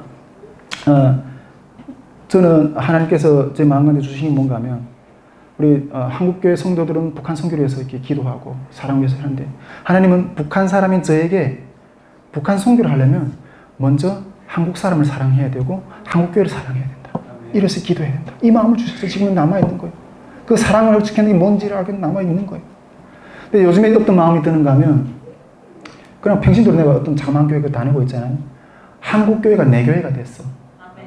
전에는 동네 아무리 뭐 이렇게 어떤 교회 가서 사례받고 사역하고 이래도 그냥 동네 아저씨 집이었거든요. 근데 이제는 이게 내 집이야. 내 집. 하나님이 다 한국교회 전체가 내 모교와 같은 어떤 그런 마음을 주시는 거예요. 그래가지고 이 남북통합 영성 집회도 제가 뭐 하나님이 보여주신 어떤 은혜가 뭐 그렇게 많지는 않지만 조금이나마다 이렇게 한국교회 정말 힘들어하는 교체교회들 주님의 이런 마음들을 나눠가지고 그 심령을 회복시켜 하는 어떤 그런 사역을 하는 것이 또한 한국교회를 사랑하는 어떤 그 부분의 하나가 아닐까. 저는 그런 생각을 하면서 오늘도 또 이렇게 하이성교회에 이렇게 달려온 거예요. 예. 정말 이게 십자가 하나가 된다는 걸, 그 십자가 짐을 져야 되는 그런 자리라는 거예요. 십자가 주제에 대해서는 뭐 이 정도로 나눠보고, 자, 두 번째 주제로 우리 부활의 주제에 대해서 좀 나눠볼게요. 이 북한 선교의 길에서 우리가 부활의 생명이 어떻게 나타나는가. 정말 그 영적인 그릇을 준비하는 이 필수적인 우리 신앙의 본질적인 요소, 이 부활의 생명. 이것이 어떤 부분으로 나타나는 부분에 대해서 여러분과 좀 같이 또 이어서 나눠보고 싶습니다. 예, 앞에서도 이야기했지만은 이 섬김의 한계들이 너무 많다는 거예요. 섬김의 한계들이. 우리 통일 한반도가 이게 어울리는 삶을 살아간다는 것은 앞에서 제가 고난을 마주해야 된다는 어떤 것들을 나눴고, 그것을 고난 가운데서 우리가 어떻게 십자가로 우리가 그 자리를 설 것인가, 이 부분에 대해서 나눠봤어요. 그러나 여러분, 십자가로만은 안 돼요. 십자가로만 가지고는 안 돼요.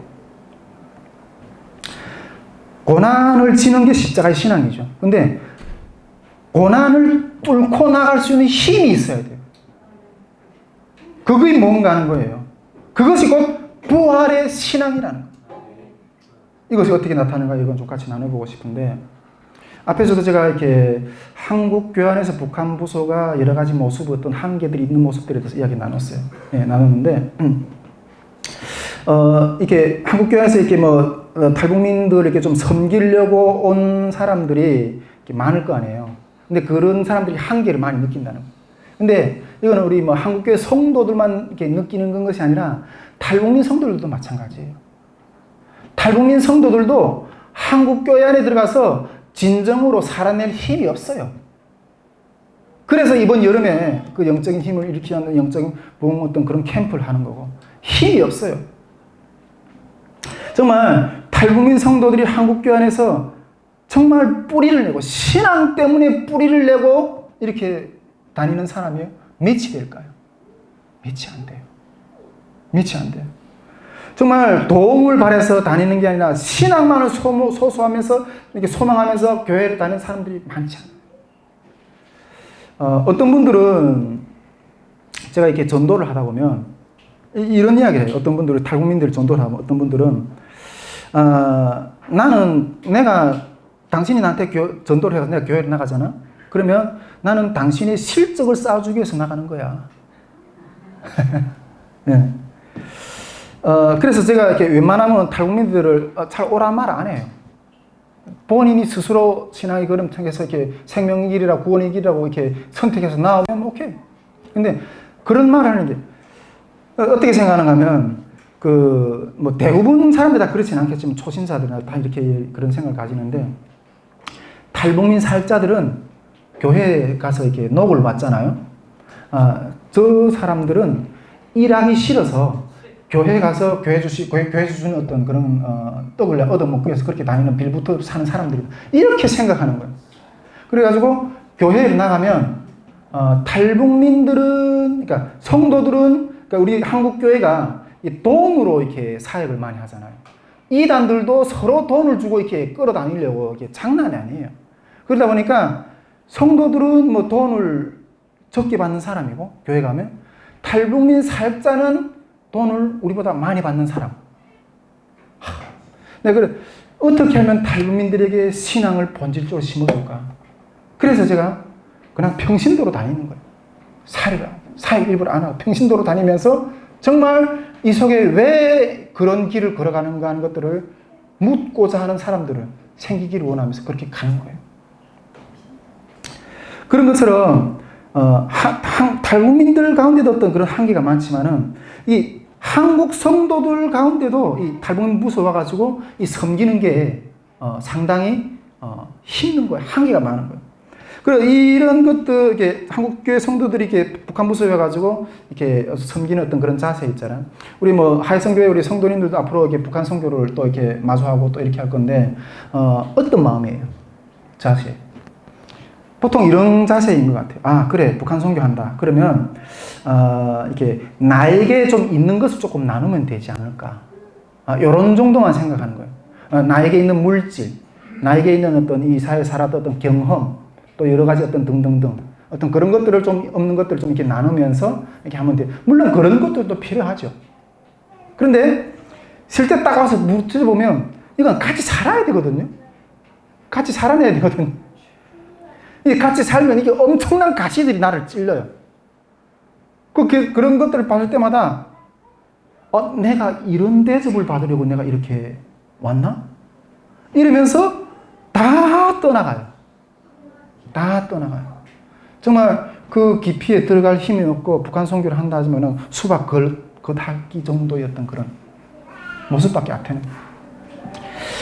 여기 한 가지 사례를 좀 이야기를 하면, 이름은 내가 되지는 않겠지만은 우리 그 한국 교회 안에서도 상당히 그 역사가 있고 유명한 교회고, 또 북한 선교에 대해서 상당히 이렇게 이렇게 역사가 있는, 또 상당히 이렇게 엄청난 어떤 자원들이 있는 그런 교회였어요. 그 교회에 어떤 한 자매가, 우리 한국 자매가 진짜 북한 사람들을 사랑해가지고 그 부서에서 진짜 탈북민들이 열심히 섬겼어요. 진짜 열심히 섬겼어요. 주변 사람들이 그걸 보고, 와, 천사다. 저런 사람이 어디 있냐? 저런 자매가 어디 있냐? 천사다까지 그렇게 칭찬받던 사람이에요. 그러다 보니까 눈이 헷가닥 이렇게 돌아가지고 결국 이렇게 칼복민 형제하고 결혼까지 갔어. 결혼까지 갔어. 결혼까지 갔는데 이 부서 안에서 뭔가 섬기는 거하고 이 같이 사는 거는 이건 또 다른 문제거든요. 부부로서 같이 산다는 게 또 다른 문제거든요. 이 자매가 너무 힘들어가지고 기도를 했어요. 기도를 어떻게 했냐면, 하나님, 이 길을 먼저 걸어가 본 사람들이 있으면 좀 만나게 해달라고. 그 사람들은 어떻게 이 길을 걸어간지 좀 만나게 해달라고. 그렇게 기도를 했어요. 그런데 그 기도를 했는데, 그 기도 응답이 어떻게 해서 우리 집에 왔어요. 우리 집에서 상담 요청을 제가 받았어요. 그래서 제가 그걸 가기 전에, 그날 저녁에 기도하는데 하나님이 마음 가운데 그런 말씀을 주시더라고요. 겪어본 자가 위로할 수 있다. 겪어본 자가 위로할 수 있다. 아까 우리 와서 복남민재랑 목사님이랑 박 목사님이랑 이렇게 식사를 하면서 목사님이 어릴 때 그렇게 고생하면서 지나가는 거지도 다 부모님이 모시다 들어가지고 이렇게 밥 나눠주고 그런 국률한 마음을 겪어봤기 때문에 이 사역을 바라보면서 적어두려고 하시는 것 같아요. 겪어본 자가 위로할 수 있다. 어쨌든 그렇게 해가지고 가서 자매 가정에 가서 온 밤 같이 이야기하면서 이렇게 교제를 했어요. 근데 나중에 들어보니까 그 가정은 결국 헤어졌다 그러더라고요. 여러분, 우리가 지금 이렇게 남북의 성도들이 같이 어떻게 어울릴 건가, 이걸 우리가 지금 주목을 하고 이렇게 바라보고 있잖아요. 주목하고 이렇게 생각하고 있잖아요. 근데 이게 어울린다는 거는 이게 섬긴다는 거예요. 그리고 섬김의 입장으로 섰을 때 진정한 어울림이 이루어져요. 그런데 여러분, 우리가 섬긴다는 표현을 어떻게 생각해요? 우리가 오늘 말씀에 내가 두 번째 말씀을 한번 이렇게 좀 다시 한번 읽어봅시다. 제가 읽겠습니다. 로마서 12장 1절에 그러므로 형제들아 내가 하나님의 모든 자비하심으로 너희를 권하노니 너희 몸을 하나님이 기뻐하시는 거룩한 산제사로 드리라. 이것이 너희가 드릴 영적 예배라고 그래요. 우리가 예배라는 게 우리가 주님 앞에 예배로 섬깁니다. 또 이런 표현도 하고 예배로 주님을 섬기는 이런 다양한 표현을 할 수 있는데 예배로 우리가 또 주님을 섬기는 어떤 표현을 이야기할 수 있어요. 근데 예배라는 것을 우리가 주님 이 자리에서 사도 바울이 뭐라고 했어요? 우리가 예배라는 게 이렇게 주일날에 나와서 예배 드리고 그 다음에 이렇게 수요일 날에 나와서 예배 드리고 금요일 날에 나와서 예배 드리고 새벽 기도 이것도 물론 예배가 될 수 있어요. 그런데 오늘 말씀 가운데 예배라는 뭐라고 그랬어요? 너희 몸을 하나님이 기뻐하신 거룩한 산제사로 드리라고 해요. 근데 여기서 이 산제사라는 말은 원문에 보면 디쉬아라고 해요. 디쉬아라는 거는 희생제물을 말해요. 희생제물은 우리가 구약시대에 내가 죄를 지었으면 내 죄 사함을 받기 위해서 양이나 소나 이런 것들을 끌고 와서 내 죄 대신 그 양에게 안수의 죄를 전가해서 양을 죽이고 나는 살잖아요. 그 양은 내 죄 때문에 죽는 거예요. 그런데 이게 희생제물이라는 거는 이 양을 말해요. 산제사, 이 희생제물을 말해요. 이 희생제라면 이 양을 말해요. 이 양이 되라는 거예요. 죽는 양이 되라는 거예요. 이것이 너희가 드릴 영적 예배라고 그래요. 여러분, 우리가 예수님이 우리를 위해서 십자가에 못 박혀 죽으시고 그 대속의 피를 흘리셨는데 무슨 또 다른 죽음이 필요하냐 이렇게 이야기할 수 있어요. 그러나 예수님의 그 십자가의 죽음의 길을 따라가는 주님의 제자들이 삶이 없으면 예수님의 이야기는 그냥 전설에 불과해요. 그냥 전설에 불과해요. 우리가 그런 제사의 삶을 살아야, 그런 희생의 양의 삶을 살아야 된다. 그런데 여러분, 그런 섬김의 자리에서, 그런 어울림의 자리에서 이런 희생의 양이 된다는 게 쉽겠어요? 그 쉬운 문제겠어요? 우리가 막 정말 날마다 막 성령 충만하고 기도를 막 냈다 부르짖고 막 이렇게 하는데 성령 충만, 그러면 그런 것들이 다 감당이 될 수 있을 것 같아요? 저는요, 종종 이 길을 걸어가다가 어떤 외침을 하는가 하면 하나님 나를 왜 버리시는가? 하나님 나를 왜 버리시는가? 하나님 아무 대답도 없이 그냥 나를 그냥 상관 안 하시는 것 같아요. 그냥 혼자서 홀로 그냥 하나님 나하고 같이 있는지도 모르겠고 그냥 나는 그냥 하나님 그냥 버림당한 것 같은 어떤 그런 느낌 들 때도 종종 있어요. 근데 여러분, 이 말을 어디서 많이 들어본 말이잖아요. 어디서 들어봤어요? 주님이 십자가상에서 라마 사박다니 아버지 아버지여 왜 나를 버리십니까? 하나님도 주님이 그 십자가상에 있을 때 주님 버리셨어요. 얼굴 돌리셨어요. 여러분, 사도 바울도 그런 고백을 했어요. 너희는 섰지만은 나는 만물이 찌꺼기같이 버림을 받았다. 찌꺼기같이 버림을 받았다. 그런 고백을 사도 바울도 했어요. 여러분, 여기서 다시 우리 가정 이야기를 좀 하고 싶은데 남북이 만난 우리 가정의 처음 삶은 정말 흑암 같았어요. 흑암 같았어요.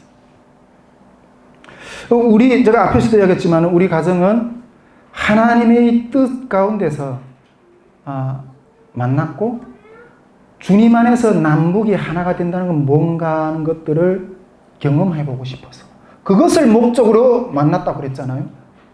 그런데 그 가운데서 행하고 있는 건 무엇이 있는지 아세요? 어떻게 하면 남한 사람인 내 아내를 북한화할까? 우리 집사람은 어떻게 하면 북한 사람인 내 남편을 남한화할까? 이걸 행하고 있더라는 거야, 이걸. 주님 앞에서 남북이 그리스도 안에서 하나 되면 무언가 이것을 구하며 만났다고 하지만은 실제로 그 안의 삶은 남한화할까? 어떻게 하면 남한화할까? 어떻게 하면 북한화할까? 이 싸움을 앉아서 지지고 볶고 하고 앉아 있었다는 거예요. 제가 어느 교회에 딱 갔는데 그 교회에서 사역할 때 그 교회 장로님이 이렇게 만면에 환한 미소를 지면서 이렇게 이야기하시더라고요. 드디어 우리 전도사님이 제2교회화 되어가고 있습니다. 이렇게 기뻐하시는 거예요.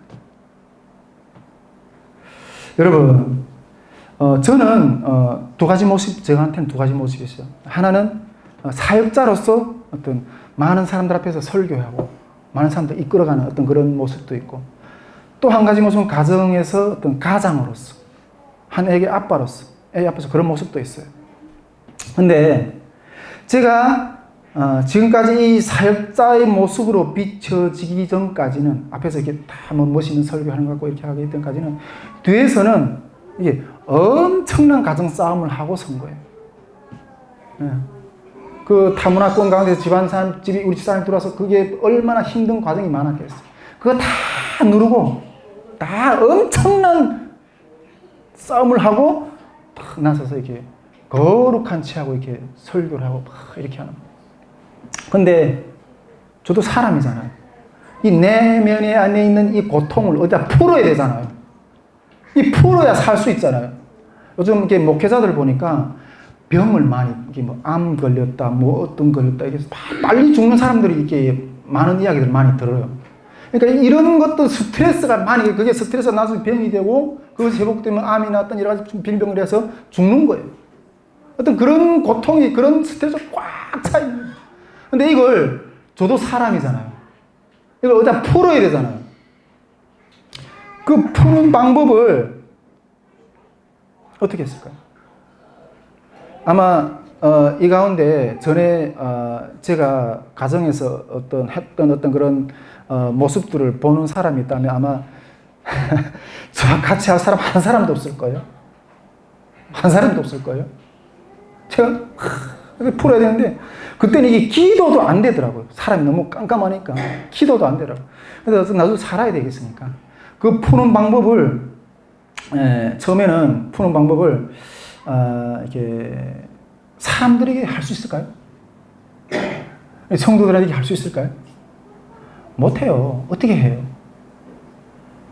아니 했다가는 야 너도 못하면서 남 보고 하라 그냐? 너도 못하면서 남 보고 나보고 우리 보고 하라 그냐? 아니 목회자는 권위가 있어야 되잖아요. 권위가 있어야지 성도들이 따라하고 목회가 되지. 근데 그런 고충을 성도들이 이야기했으면 성도들에게 뭐 따라주겠어요? 그래서 성도들이 할 수 없는 거예요. 그러다 보니까 이러다가 처음에는 그 해결법을 세상 방법으로 풀었어요. 세상 방법으로. 처음에 해결법은 이렇게 술, 담배로 풀었어요. 술, 담배로. 신학생이 목회를 간다면서 이제는 내가 다 끊었다고 생각했던 술, 담배가 다시 친구가 됐어. 우리 고신이 더 하겠지만 우리 총신도 목회자가 술, 담배 한다? 알려지면 바로 잘려요. 바로 아웃이에요. 근데 어떻게 살아야지. 나도 살아야 돼. 그 술, 담배를 풀었어요. 근데 여러분, 그거는 이게 그것으로 프로 해결이 되나요? 그게 뭐 순간에 뭐 이렇게 조금 뭐 이렇게 좀 벗어날 수 있겠죠. 그런데 그것으로도 해결이 안 돼요. 우리 집에 오면 이렇게 저희 집 사람이 처음에 시집 올 때 사진첩이 있었어요. 특히 우리 제가 지금 7인데 저희 집 사람은 저보다 조금 한 3살 연상이거든요. 지금은 다 핸드폰 디지털로 탁탁탁 찍어가지고 뭐 다 이렇게 USB에다 저장하고 사진 다 이렇게 하지만은 뭐 우리 집 사람 때만 해도 핸드폰이나 사진기가 이렇게 발달 안 돼가지고 다 사진 찍어서 이렇게 그 사진 인화를 해가지고 앨범에 서 다 사진첩 있잖아요. 우리 집 사람 착 가져올 때 보니까 시집 올 때 보니까 이만한 두꺼운 사진첩이 이게 몇 건 가져왔더라고요. 그래서 저거 탁 바라보면서 야, 우리 사람이 어릴 때부터 또 뭐 교회 다니고 학교 다니는 모습 저 교회에서 사역하던 모습 다양한 모습들이 있어요. 직장 다니는 모습. 우리 사람 어릴 때 이렇게 자랐고, 또 뭐 교회 생활 이렇게 했고, 그런 사진들 보면서 늘 저도 참 행복해했던, 그렇게 바라보던 사진첩이 있었어요. 근데 화가 나니까 다 찢어버렸어요, 제가. 다 찢어버렸어요. 여러분, 제가 이렇게 악한 사람입니다. 다 찢어버렸어요. 우리 보통 결혼하면 이렇게 결혼식 액자, 가정에 다 우리 부부 결혼 액자, 신부복 입고 다 이렇게 찍은 전면에 딱 그런 사진첩 있잖아요. 사진 액자 있잖아요. 화가 나니까 제가 그거 다 부숴버렸어요. 다 부숴버렸어요. 그 결혼 사진첩도 다 찢어서, 갈리가 찢어서. 얼마나 미운지 찢어서 다 버렸어요. 정말 사진을 찍어가지고 파일로 해서 USB에다 담아놓은 어떤 그런 자료는 있는데 그것마저 없었으면 우리 결혼의 모습은 영원히 사라졌을지도 몰라요. 여러분, 그것으로 풀리나요? 그것으로 풀리나요? 우리 집 사람은 나중에 뭐 싸우다가 이렇게 집을 뛰쳐나가요. 애를 얻고 뛰쳐나갔어요. 뛰쳐나가서 어떤 여성 보호 초소란 어떤 그런 뭐 가정 폭력이나 이런 것들이 이렇게 심하면 뭐 여성 보호 초소 같은 어떤 그런 것도 있더라고요. 저는 우리 집 사람하고 전화 통화를 하는, 교제를 하는 우리 집 사람의 친구들도 미웠어요. 친구들도 미웠어요. 그 미움이 극한에 이르니까. 왜? 다 우리 집 사람 편 들 거니까. 친구들을 미웠어요. 나중에 힘들어가지고 그런 여성보호 초소나 어린 애를 얻고 나가서 피신해졌어요. 근데 나중에는 그 어린 애를 얻고 나가는 모습이 처량해서 내가 나갔어요. 한 번은 제가 우리 집사람 같이 우리 딸내미가 이렇게 몸이 아파가지고 어릴 때인데 제가 병원에 가서 소아과에 딱 갔는데 병원에 보니까 소아과 선생님이 그러는 거예요. 혹시 가정에서 많이 싸우시는가 고. 조금 싸우는 일이 좀 종종 있습니다. 계속 이렇게 가정생활 유지하면 애가 큰 어떤 장애가 있을 거라. 애가 지금 발달 장애가 있다는 거예요. 가정 상황이 불안하니까 애가 지금 이런 상태에 있다는 거예요. 근데 그런 말까지 내가 딱 들으니까 충격이 오더라고요. 충격. 여러분, 저는 이게 남한 땅에 이게 혈육이 없어요. 그나마 내가 이렇게 혈육이라는 게 딸 하나거든요. 근데 이 딸에게만은 정말로 내가 잘해주고 싶어. 근데 그 애한테까지 어떤 그런 것이 한다니까, 이게 쏟아진다니까, 이 충격이 오는 거예요. 야, 이게 내가 길을 잘못 가고 있나? 내가 바르게 가고 있나, 이거? 막 회의가 들더라고. 이 길을 걸어가면서. 회의가 들더라고. 한 번 어떤 교회에서, 좀 간증을 해달라고. 이게 북한 선교 집회 간증을 해달라고. 그래서 제가 저희 집사람 보고, 자기야, 자기 나가서 좀 간증을 좀 해봐. 북한 남자하고 살았던 그런 이야기를 좀 한번 해봐. 나는 그런 거 못 해봤다고, 도리도리 머리도리 하는 거. 아니야. 자기는 말할 자격이 있어. 말할 자격이 있어. 세상에 아무리 유명한 설교가가, 설교대가들 있다 해도, 자기는 그래도 그런 사람보다 말할 자격이 있어. 자기는 이 험한 북한 남자하고 살아줬지 않냐. 살아줬지 않냐. 그러면서 지금 했던 적이 있어요. 여러분, 다시 말씀으로 돌아가 봅시다. 아까 희생제물이 된다는 건 무슨 말일까요? 희생제물이 되라고, 우리 보고. 희생제물이 되라고 그랬잖아요. 이것이 십자가를 지는 길이라고 그랬잖아요. 희생제물이 된다. 근데 그 제물이 못 되겠더라고요, 나는. 왜 이렇게 내가 안 죽어요? 왜 이렇게 내가 안 죽어요? 어떤 분이 그런 이야기를 하도 죽지 않아가지고 그렇게 고백하는 이야기를 들었어요. 나는 머리가 없는 사람이다. 머리가 있는 사람이 생각하겠어요? 머리가 없으면 생각 못하겠죠. 나는 머리가 없는 사람이다. 하나님이 일을 하는데 하도 내 생각이 그걸 가로막고 이러니까 나는 머리가 없는 사람이라고 계속 선포하더라. 야, 저 말이 좋다. 나도 한번 그렇게 선포해보자. 기도할 때만 힘들고 그것이 막 죽어지지 않을 때 나는 머리 없는 사람입니다. 나는 머리 없는 사람입니다. 주님 앞에서 그렇게 고백하기를 몇 번 했는지 몰라요. 그렇다고 해서 여러분, 인간이 본성이 죽어져요? 죽어져요? 그래도 아내하고 같이 마주 앉으면 여전히 이렇게 이게 뭐 우라가 터지고 올라오는 거예요. 그래서 확 올라갔다가 나는 죽었지. 돌아서서 여기서부터 이 배 아래까지 불덩이를 하나씩 이렇게 내리고 이렇게 확 내리고 돌아서서 미안해. 자기야, 내가 미안해. 그래서 손 내고. 여러분, 그렇게 하기를 몇 번 했는지 몰라요. 여러분, 이것이 실존이에요. 북한 사람들하고 마주쳤을 때. 실존이에요, 이게. 그런데 이때 놀라운 일이 일어나요. 놀라운 일이 일어나요. 저는 집사람한테 저를 이렇게 주려고 이렇게 할 때마다 이렇게 여기서부터 화를 이렇게 아래로 주먹만한 화덩이를 이렇게 내리면서 주를 불려. 주여, 주여. 돌아서서 미안해. 주여, 미안해. 주여, 미안해. 집사람에게 나를 주면서 그 자리에서 저는 주님을 부르지 않고서는 나를 도저히 줄 수가 없는 거예요. 나를 도저히 줄 수가 없는 거예요. 그런데 여러분, 왜 이렇게 눈물이 나요? 그 자리에서. 집사람한테 나를 주는 자리에서 주님을 부르면서 왜 그렇게 눈물이 나요? 주님이 나를 위해서 죽으시는 과정도 바로 이런 과정이었겠구나. 얼마나 아프셨을까? 눈물이 나. 여러분, 저는 그 십자가의 자리에서 집사람한테 나를 주면서 주님을 만나요. 나를 사랑하시는 주님을 만나요. 주님도 나를 이렇게 사랑하셨겠구나. 그래서 팍 울어요. 전에 어떤 우리 탈북민 지하교회 성도가 이렇게 간증을 한 이야기를 들었어요. 이 지하교회 성도가 북한의 정치범 수용소에서 있다가 그 보위부 감옥에서 그 고문을 받으면서 그 여성이, 그 나이 많은 여성이 얼마나 그 지독한 고문에 견디기 힘들겠어요.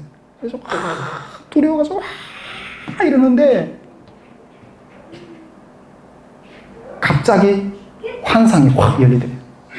환상이 열리는데 주님이 태어나셔서 사람들을 먹이시고 말씀을 전하시고 십자가에 달리시고 피 흘리시고 죽으면 그 모든 주님의 그 행적이 그냥 영화 필름처럼 쫙 지나가더라는 거예요. 그래서 이 제아교회 성도는 그 영화 한 장면을 보고 있었대요. 그냥 자기는 앉아서 그냥 영화 한 보고 있었는 거죠. 근데 실질적으로는 엄청난 고문이 거기에 들어요. 실질적으로는 현실계에서는 엄청난 고문이죠. 그런데 성도는 그냥 영화 한 편 보고 앉아 있는 거예요. 그리고 나서 끝나고 나서 이 보이부 이 고문관들이 지독한 년이라고. 지독한. 이 성도는 아픔을 전혀 못 느꼈대. 자기는 그 영화 한 장면을 보고 있었대 그냥. 아멘. 여러분 십자가의 그 자리에 설 때 하나님이 나를 얼마나 사랑하셔서 죽으신 그 은혜를 보여주는 그 역사를 나는 그 자리에서 경험해요. 많은 사람들은 십자가를 고난 떡에 실어서 가지고 그냥 피하는데 저는 그 자리에서 오히려 그 십자가의 고난의 고통의 그 짐 자리에서 오히려 나를 사랑하시는 주님의 능력을 덧입어요. 주님의 역사를 덧입어요. 많은 사람들은 그 자리를 피하려고 하지만 이 자리에는 나를 사랑하시는 주님의 음성이 있는 자리예요. 우리가 맨날 부활신앙 어쩌고 부활신앙 어쩌고 이렇게 이야기하는데 여러분 부활의 신앙이라는 거는요 말이 아니에요. 그 십자가의 자리에 서는 자에게 주시는 실제적인 하나님의 살아있는 역사예요. 역사예요. 하나님의 선물이에요. 하나님의 선물이에요.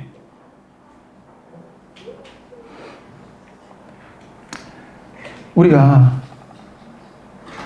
이 하나님이 그 선물을 그 자리에서 받을 때 내가 받고 있는 그 고통의 짐의 무게보다 나를 더딥히시는 그 하나님의 그 영광의 무게가 훨씬 더 강하기 때문에 그 자리에서 견딜 수 있는 거예요.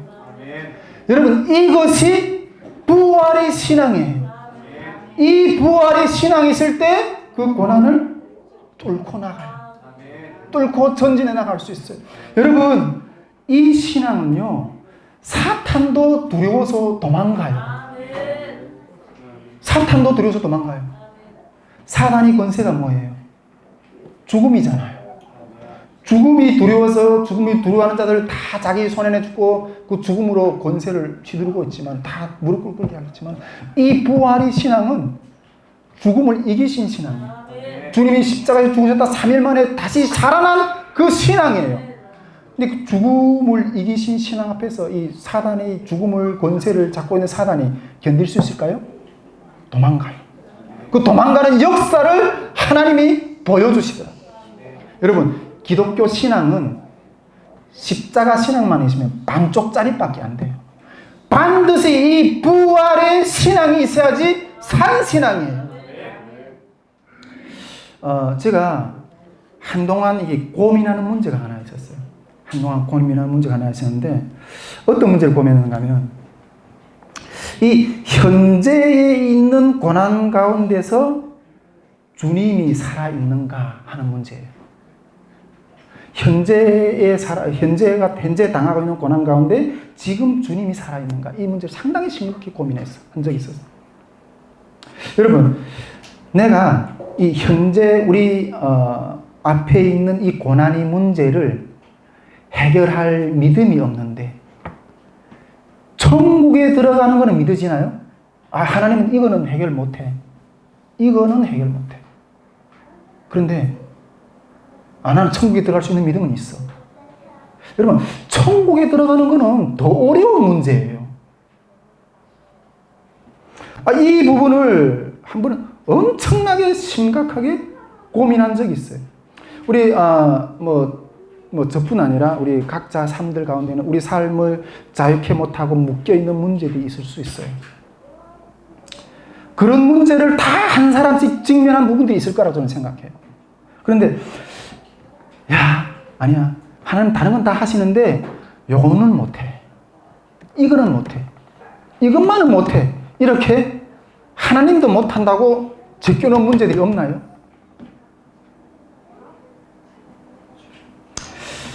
제가 앞에서도 이야기했지만 이 가정의 문제를 좀 다루고 계속 이러는데 가정의 어려움에 대해서 이렇게 나누었어요. 근데 제가 이런 가정에서 어려움이 한 번씩 올 때마다 이런 가정에서 이렇게 어려움이 이렇게 올 때마다 이거 포기하게 되면 제가 이게 구원의 문제까지 막 흔들리더라고요. 예, 구원의 문제까지 막 흔들리더라고요. 근데 이게 그 구원의 확신도 이게 막 흔들리는 어떤 그런 것들을 막 느꼈는데, 저 지금 이렇게 목회자로 걸어가고 있잖아요. 제가 지금 몇 년 안 했으면 50이래요. 예. 근데 이때까지 저는 이 길로 걸어왔어요. 근데 이 가정에 어려움이 있다고, 특히 목회자. 가정이 어려워.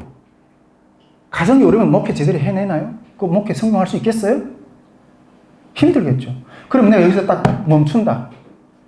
나는 그래도 이때까지 이것밖에 이거 하나 그냥 직업이라면 직업이고 이걸 파고 어디까지 왔는데 내가 이제는 이 길을 더 이상 못 가고 이 어려움이, 가정의 어려움으로 인해서 이 길을 더 이상 못 가고 내가 딱 내려놓다. 그럼 내가 다른 직업을 선택해야 되는데 그럼 나는 이제 뭘 먹고 살아?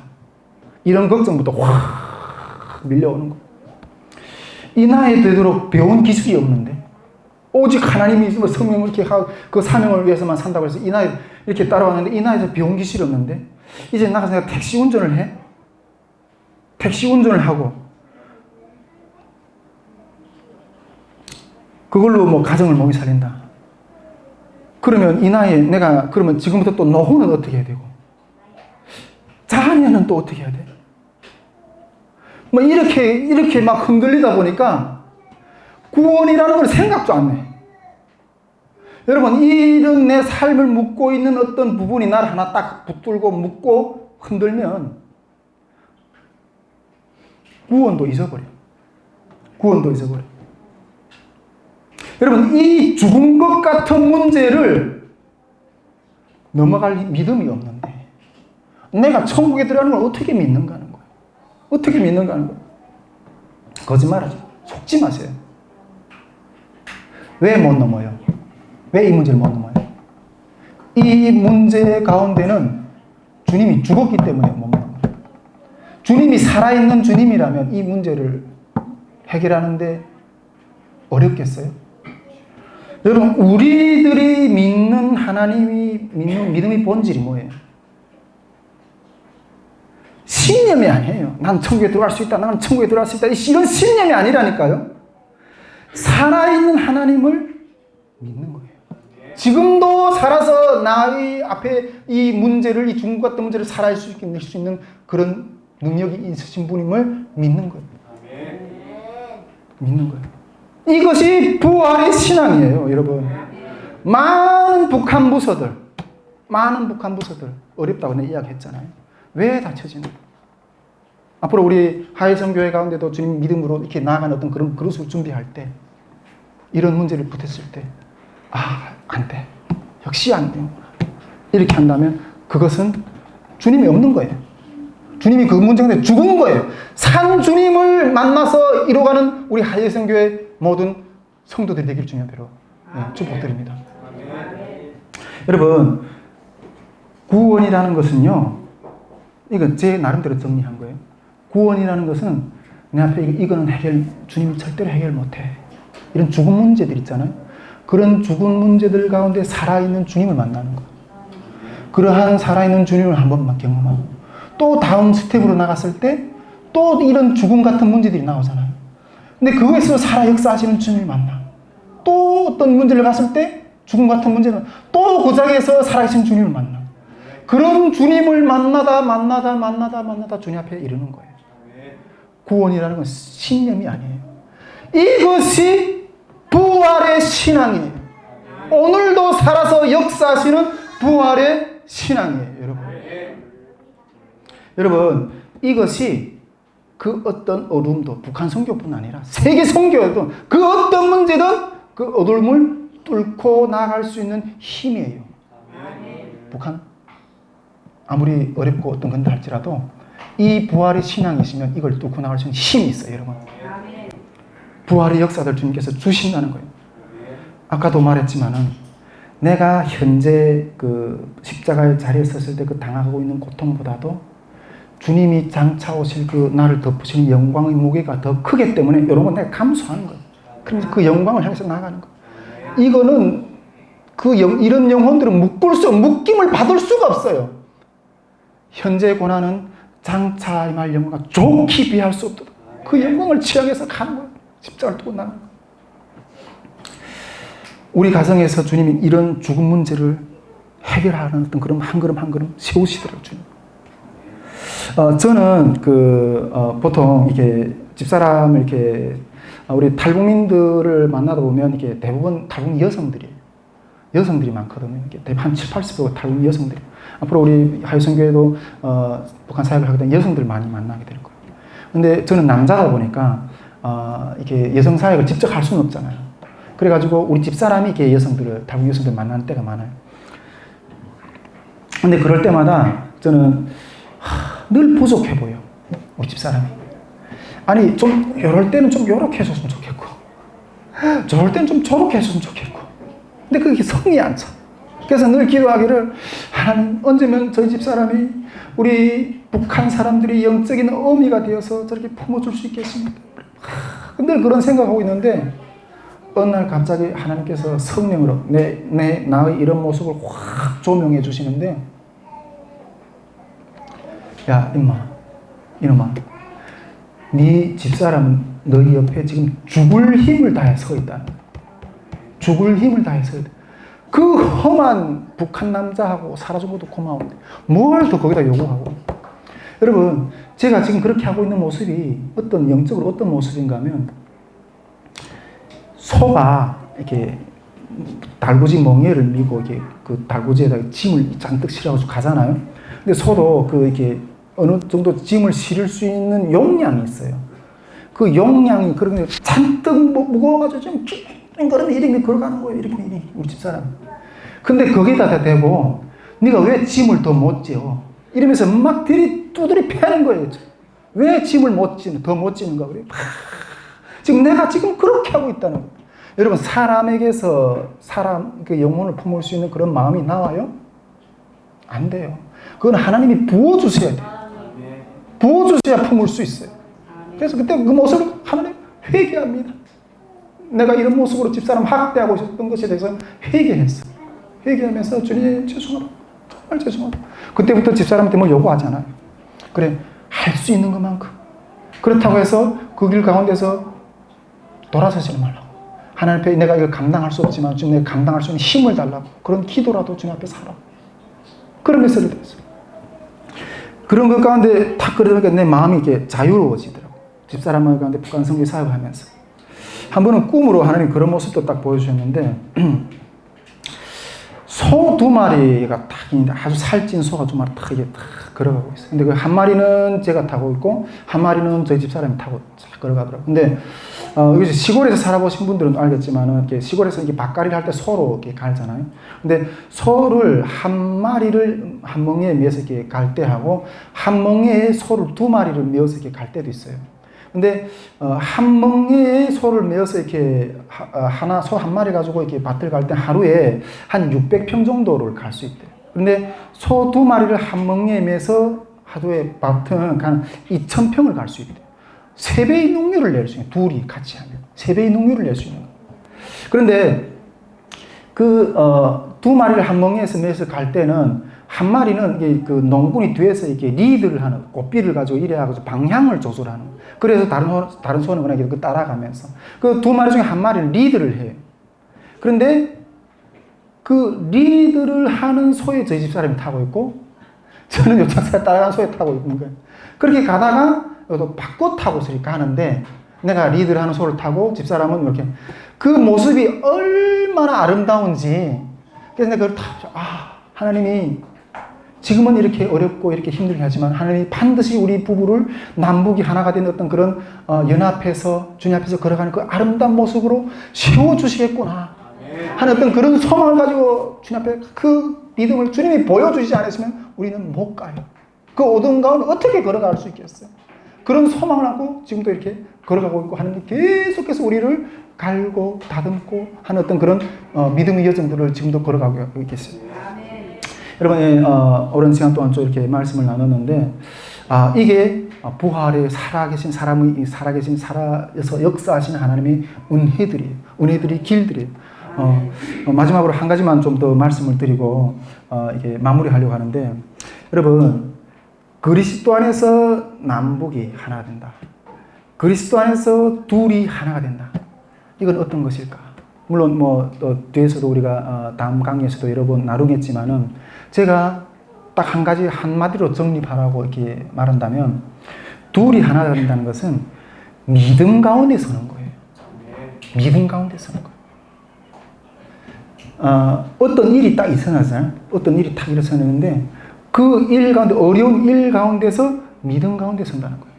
근데 그 어려운 일 가운데서 그냥 이렇게 적당히 타협해서 죄와도 적당히 타협하고 이래서 어떤 연합의 모양새로 돼가지고 하나 된 모습처럼 보이는 그게 아니라 그런 터는 언제든지 또 와르르 무너지고 말아요. 그러나 그 어두운 가운데서도 믿음으로 서는 거예요. 처음에 그 믿음으로 설 때는 찢어지고 갈라지고 하는 것 같아요. 그러나 그 믿음으로 설 때 나중에 그 믿음으로 선 일이 하나님이 되어지게 해주세요. 되어지는 역사를 주세요.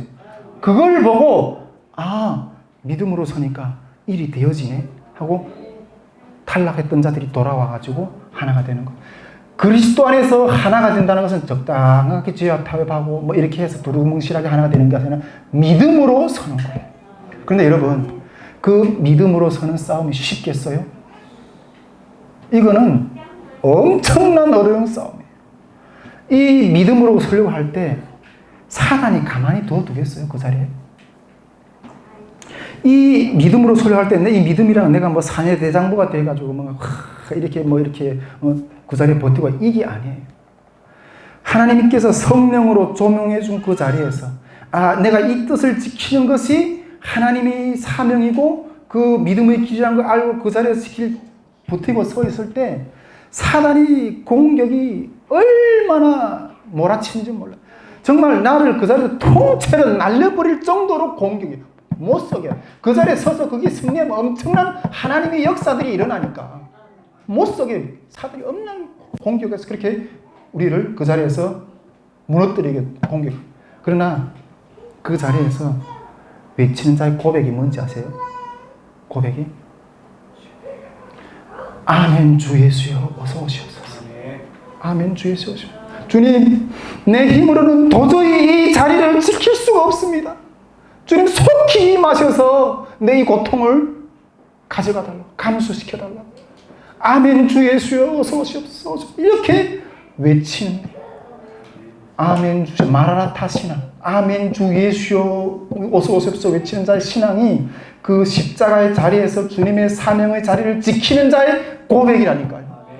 여러분, 마라나타 신앙이 1세기 그 교회, 우리 초대교회의 어떤 핍박의 시대에 불렀던 그 성도들이 고백인 줄 아세요? 지금도 그 사명을 지키기 위해서 몸부림치는 자의 고백이라니까. 주님의 재림의 신앙을 요즘에는 많은 재림이 이게 본질적인 재림의 신앙인데 이단들에게 다 뺏겼어. 주님이 언제 재림한다, 그런 이단 여기서 언제 며칠 온다, 이런 재림의 신앙, 이런 다 여기에 뺏겼어. 그러나 본질적으로 주님 어서 오시옵소서, 아멘 주 예수 오시옵소서 이렇게 고백하는 자의 신앙이 바로 주님의 그 십자가의 자리를 지키기 위해서 몸부림친 자의 고백이라는 거예요. 이런 자의 고백들이, 이런 주님의 신부들이, 주님만을 사랑하는 신부들이 모여지고 이 힘이 일어날 때, 이 힘만이 이 고통당하는 이 한반도의 통일을, 아픔을 수용해내고 회복시켜낼 수 있는 본질적인 힘이라는 것. 이것이 영적인 그릇의 능력이라는 것. 이런 영적인 능력의 그릇이, 힘이 오늘 우리 하혜성 교회 가운데, 북한 선교를 다시 한번 나아가는 그런 가운데 주님께서 더욱 충만하게 기름 부어 주시기를 주님의 이름으로 간절히 축복드립니다. 예, 이 시간 우리